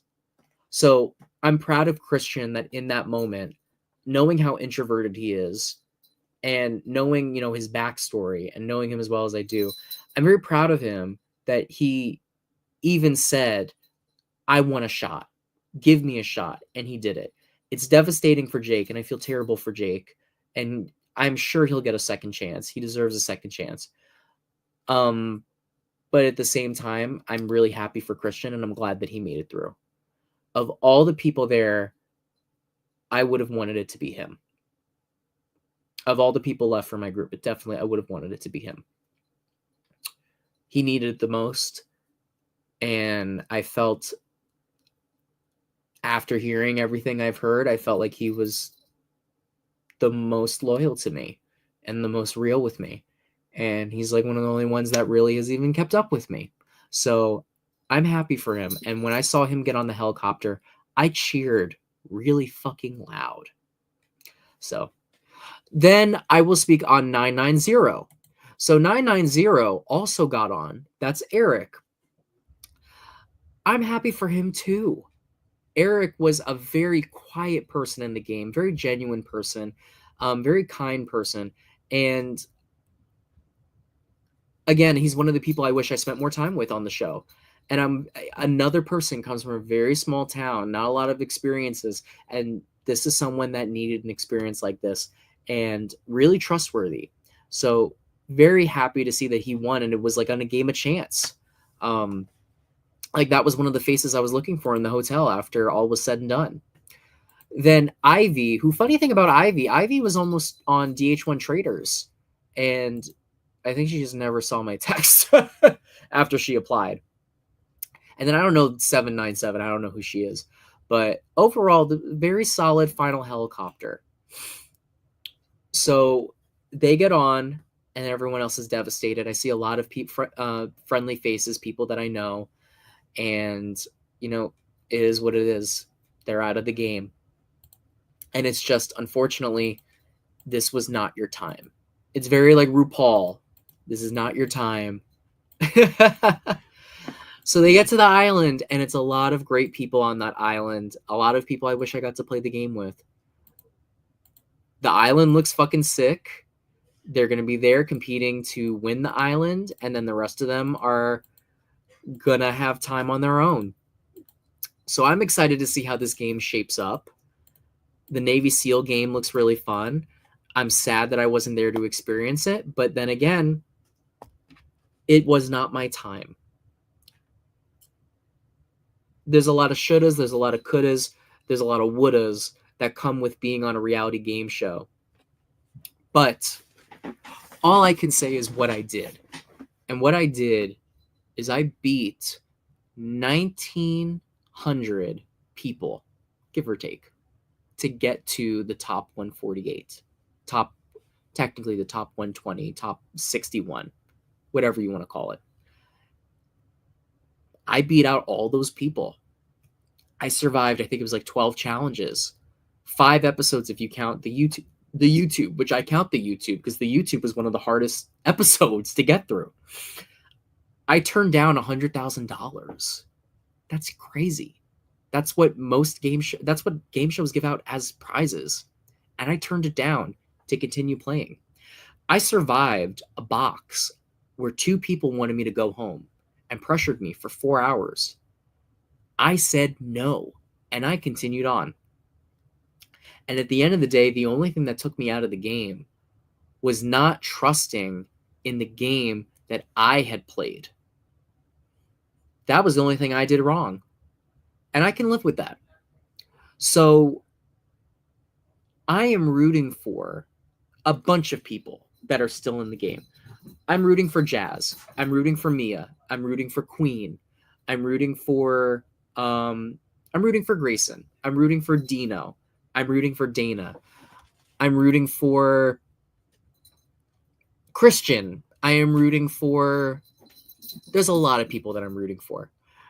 Without a shadow of a doubt, though, the person that I think is going to win this game and that I am rooting heavily for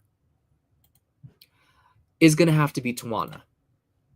Tawana, throughout my entire experience there, was... Oh, and I'm rooting for Annie.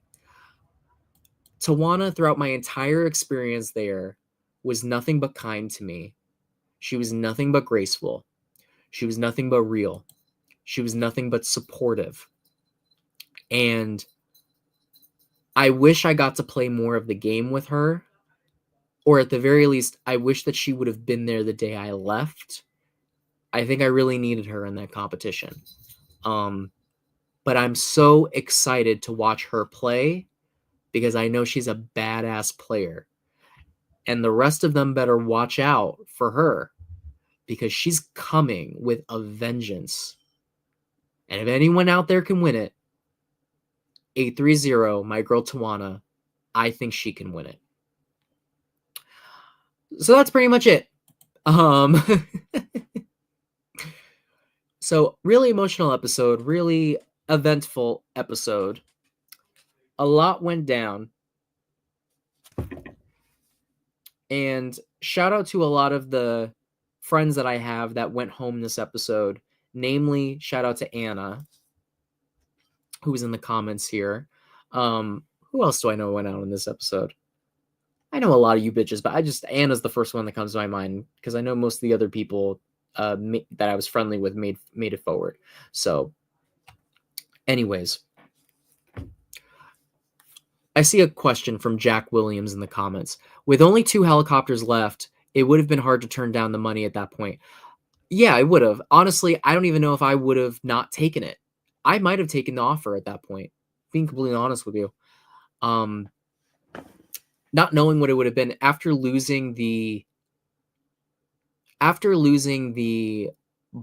believe it was the ball drop, the thing that Dog Mom Julie won. I believe it was that, and then it was the bribe, and then it was the self-sacrifice and the chicken game, right? I could be wrong. I don't know. I kind of skipped through the episode. I'm not going to lie to y'all. But I watched most of it. I skipped past the bribe because I didn't really give a fuck about it. I already know who took it. At that point, it would have been really hard for me to say no to a bribe, if I'm being honest with you. I probably would have taken it. But I don't know how I would have felt, being honest with you. It's very different being there, you know? I mean, from outsider perspective, you could say I would have taken the 100,000 easy. I can't say, even going back, if I would not take it again, you know? So I don't blame anyone that took the bribe. I don't consider them quitters. I consider them being rational at that point. You know, you want to leave with something. You don't leave your job for 2 months. I mean, I lost money doing the show. Being honest with you, I lost money. I only got like $2,000 doing the show. So I don't blame those people at all. Would you come back for season 2? Yes. Will I be asked for season 2? I don't know. I was not really shown on the show. I had a lot of moments that I thought would make it, like my asthma attack, the shit with the box. I will say they showed me on camera quite a bit, you know, more than most other people, especially since I went home early in this episode. So I'm not going to say no, that they wouldn't ask me back, but I don't really know. I don't know what they want to do with season 2. I know that if they do a season 2, that people probably will get invited back. But again, I don't know. It's really up to them. I mean, my dream has always been to do Survivor, if not Survivor Big Brother. So I want to do Survivor, and I'm very thankful that, well, I don't know if I'm allowed to say this, but in a way, I am kind of thankful that I was not really shown that much, because it doesn't limit me if people are afraid of, oh, he's known for this. Like, I'm not really going to be known for Beast Games. Like, the fuck? I was barely shown on the shit. I was on the shit for like 2.2 seconds. I had like 2 lines throughout the whole show, if even. But I am currently not tied in anything. Like, I'm not going to not have any opportunities. I'm actually very thankful for the Beast team for giving us as much freedom as they have. We have a lot of freedom. I mean, I can't speak about everything and the specifics, but I have a lot of freedom, and I'm very thankful for that, you know, doing this show does not lock you into anything. Like American Idol does. Like American Idol, I know that those bitches are stuck for like 5 years. Like Kelly Clarkson was stuck for like 5 years. So if they were to ask me back, I had a wonderful time. I would say doing the show and experiencing the show was better than watching it. You know, experiencing the show was crazy. It was all the competition I wanted. Well, actually, no, it wasn't all I wanted, but like it was a pretty decent amount. It was a life-changing experience. It was an opportunity to make a lot of really good friends that I would never meet regularly. So I would do it again for the experience and have no expectations. I would not expect to get as far as I did again. I would try to play like Tawana did, where I would still do the same thing, where I'm nice to everyone, I'm making friends, because that's just my personality. But Tawana and Mia, the way they played the game, I respect and I want to do next time. They never worried about what the next game was. They never stressed out about what Jimmy was thinking or if they were going to eliminate it. They told themselves, I'm going to make it far. And there's nothing to be worried about. In the back of my mind, I always knew I was going to get far. I knew I wasn't going to be the first one out. I knew I was going to be the second one out. Even the luck, all the bullshit, I knew I was going to go far. The first time that I doubted myself was the minute I went home. So if I did it again, I would remember there's always a way out. You survived the box. You survived the bribes. You survived the asthma attack in Vegas, or the panic attack. It was more of a panic attack than an asthma attack. You survived all these things when you thought there was no way out. Every single time, there was a fucking way out. So next time, I would be more accepting of everything. I would not be as paranoid. And I would say, there's always a way out. Just look for it and wait. And that's it. But it's in Mr. B's hand now, as I like to say. Mr. B, it's up to you if you want me to come back. My closing thoughts on my experience is that the production of this show was great. People are critiquing it online, I think because they're haters. While Vegas, it was 2,000 people. It was the first time they were doing it. Like, who expected it to be perfect? While Vegas had its problems, look at my cat. While Vegas had its problems, I never felt mistreated on the show. I never felt abused. I never felt emotionally manipulated by the producers. The emotional manipulation came from the players, never from the producers. I was never told to say anything. I was never asked to cry. I was never, taken advantage of in a hard moment. In fact, when we were in Toronto, I spoke about this already. Jimmy talked with me personally after the cubes. No producers, no microphone, no cameras, no lights, no nothing. He did not have to do that. Carl did the same thing with me. No producers, no cameras, no nothing. And just talked with me. So I always felt safe with these producers. They paid for everything. We were in nice hotels. It's not like we were in shitty hotels. We were in like the Hilton, like amazing stuff. Our food was always paid for. Our flights were paid for. There was always someone to talk to. The only thing was that there was just a lot of us, and it's hard. You try to manage 1,000 fucking people at once. Like, give me a break. And one thing I always kept in mind is this is the first season. They're going to work out the kinks on the first season. No show's first season is going to be perfect. It wasn't for my show. It wasn't for American Idol. Big Brother didn't even have HOHs or Power of Vetoes the first season. So I would love to do season 2 just to see what they're going to do different. Like, this season, the shit was crazy. But now that they've seen what works and what doesn't work, it's going to be even more crazy next time.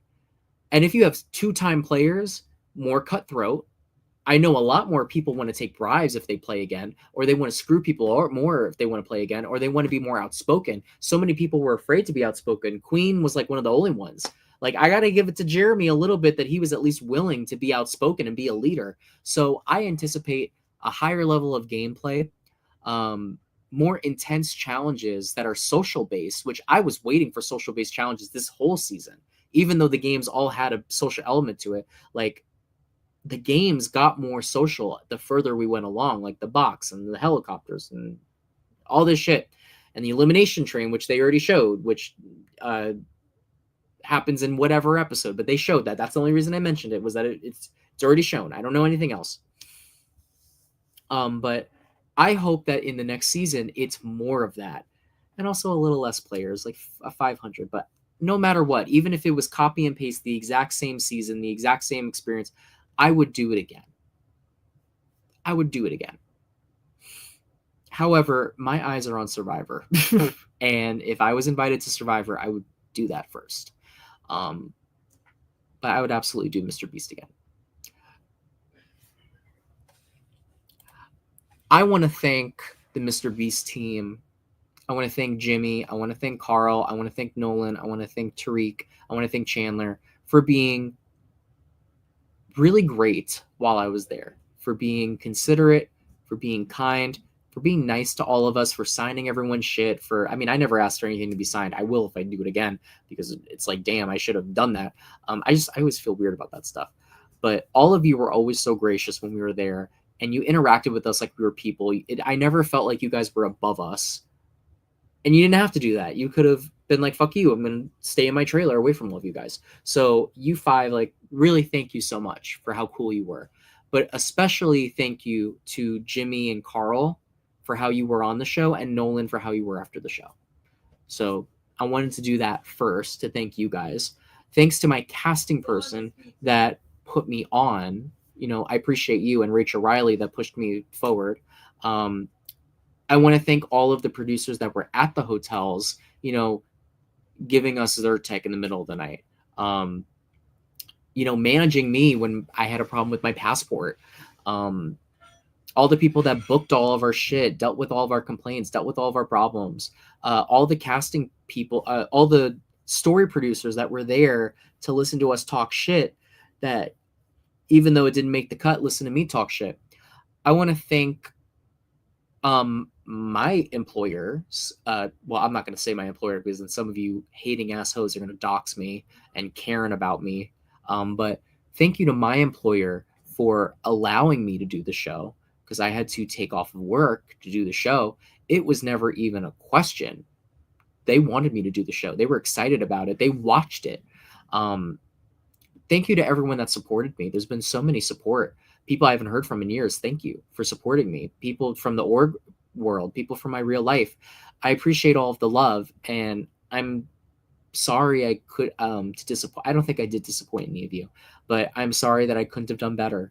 I'm sorry I couldn't have taken home the win. I really think this was my game to lose, and I lost it. As the season goes on, I'll speak more about this. But I really know that if I had gotten past the helicopter, there was a lot of moves for me to make, and a lot of people that I could trust that were still in the game at the top 60 for me to work with. And each episode I will talk about it. So thank you to all of those people that were so kind to me, as each episode aired, even though I wasn't really in it. Thank you to my competitors. I want to give a special shout out to a couple of people. Obviously, Tawana.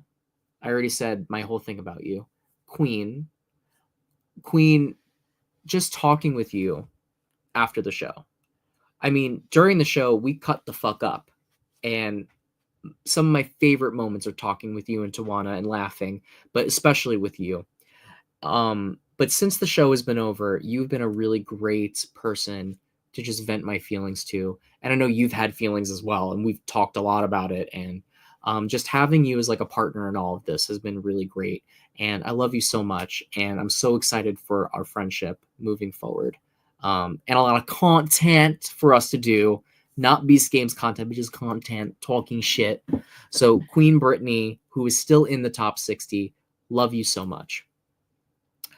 Thank you to Mia Spite, that is in that top 60 as well, who is the only person I have a confirmation from that had you won, you would have chosen me. It was on an index card that she gave me after the season. I was going to load it, but I'd have to open her message, and I don't want to open her message without responding. So thank you to you for not only wanting to pick me, but also during the trivia game when I kind of had a moment where I was overstimulated by all the yelling and arguing on our team. You kind of walked away with me and gave me someone to talk to about it. And you helped me walk away from it. And I really appreciated that. Who else do I want to thank? Thanks to my Luxie 6 group. You are another great group of people that I have kept in contact with a lot more from the show than being on the show. And I wish we spent more time together. Amber, Ty, Mullet Dylan, Stephanie, who was in this episode with me and didn't make it. And Sophia. I want to thank Erica Coleman, who we talked a lot more after the show was over, and you'll see a lot more of her on her TV show that she does. You're another amazing person that has, really hyped me up since the show has been over. Thanks to my girl Mina, who I've met up with in Florida, and she played the DH1 network. I love you. And shout out to all of my DH1 people that were a part of Beast Game. In no particular order, Tori, who got out in Vegas, we went to Disney together. I love you. Jasmine, who put me up in California when I went out there for the premiere, she got out in Tawana and Queen's box last episode. You're an amazing person, and I wish we got to know each other more on the show, but I love you, and you're stuck with me now for life. Jonathan, who I just met up with in New York City, you're amazing. Katie, you were great on the show. Chase, you took the $100,000, but you never screwed me over, so I ain't got no issue with you. You're also an amazing guy. And then from the traders, my traders people, where the hell are my traders people? Okay, there we go. L, crazy strategic. Such a shame you weren't there longer. Alicia, love you. You got out, I believe, the second episode. Sophia, Carlos, Joshua, you all got out in Vegas. Rob too soon. Well, Joshua didn't. And then Hector got out in the cubes. Shout out to Christian, who's in the top 60, who has been a really great friend since the show has been over and was a great friend while I was there. And he also did DH1. Then let me pull up the rest of these names, because I swear to God, I've got all of these pictures of all these people that I'm really thankful for. And then I will wrap this up. Thanks to Eric. Thanks to my girl Anna that did the last stream with me, 996. Thanks to Z, who drove me home, drove me back to Jasmine's in LA, 854. I wish you would have made it to the island. You're an amazing person. Teresa, who in Vegas, 850, gave me eye drops when I was having eye pain because of all the bright lights. You're amazing. And, you were like a second mother out there for me. And my New York bestie, we started the game off together. I wish you would have made it further. Cynthia, 836, sacrificed herself for Christian and Aya. You are one of the most selfless people I've ever met. And I am so glad that of all of our Vegas people, you made it a pretty long way with me. You're amazing. Haji, who went out pretty early. Haley, 759, who was shown quite a bit.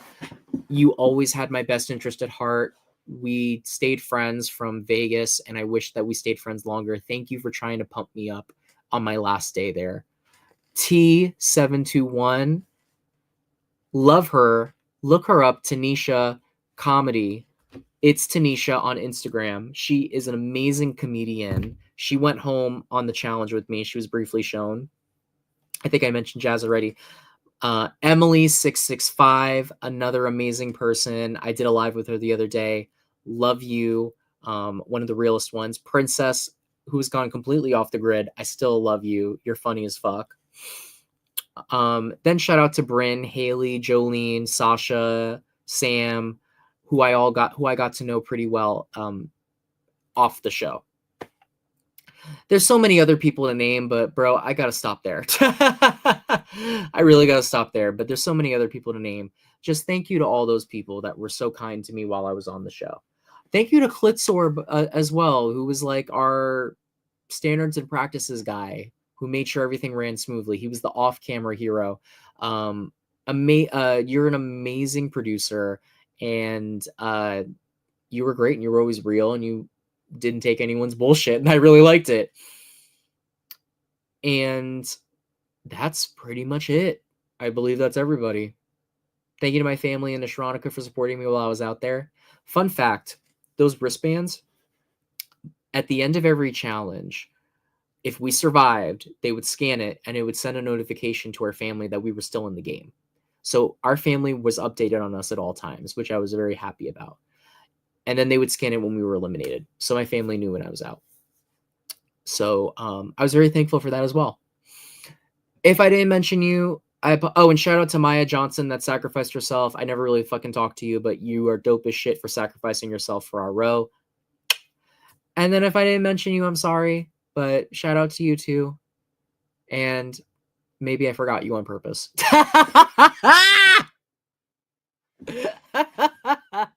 Yeah, some of you I forgot on purpose. I'm trying to think, is there anyone else I want to thank? Oh, thank you to thank you to Danny.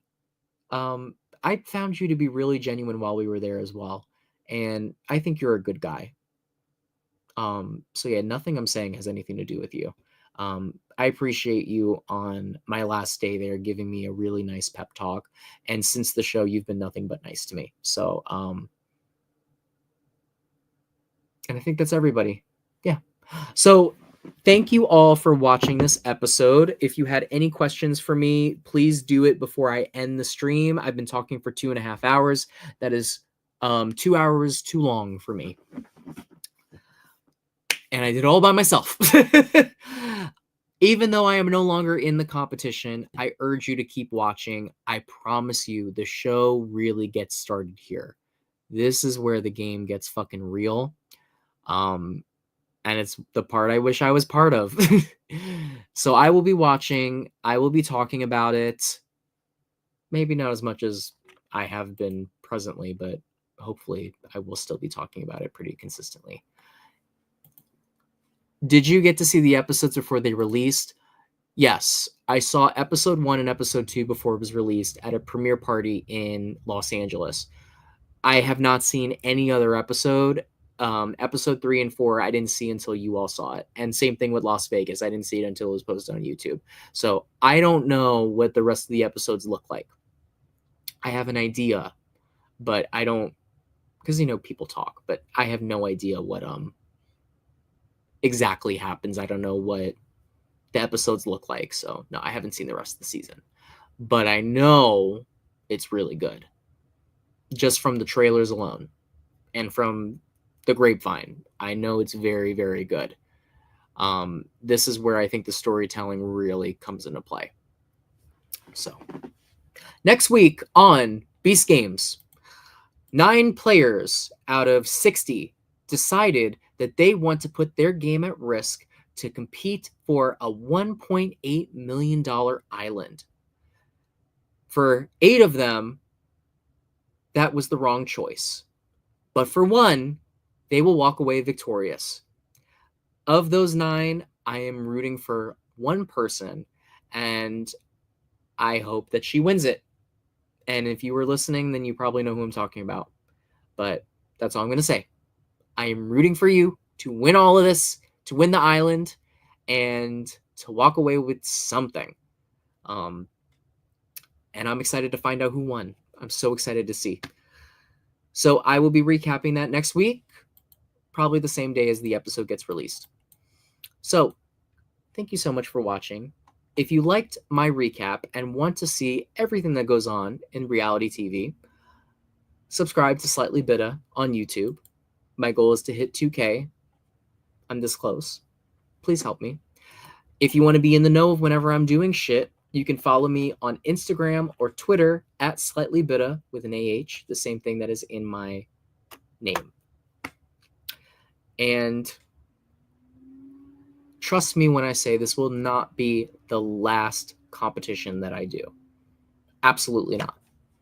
I don't know what the next one will be, but I am always open to an adventure, and I'm always ready to compete. That's all I'm gonna say. Anyways, thank you all so much for watching, and until next time, stay followed, stay tuned, but most importantly, stay bitter. Bye.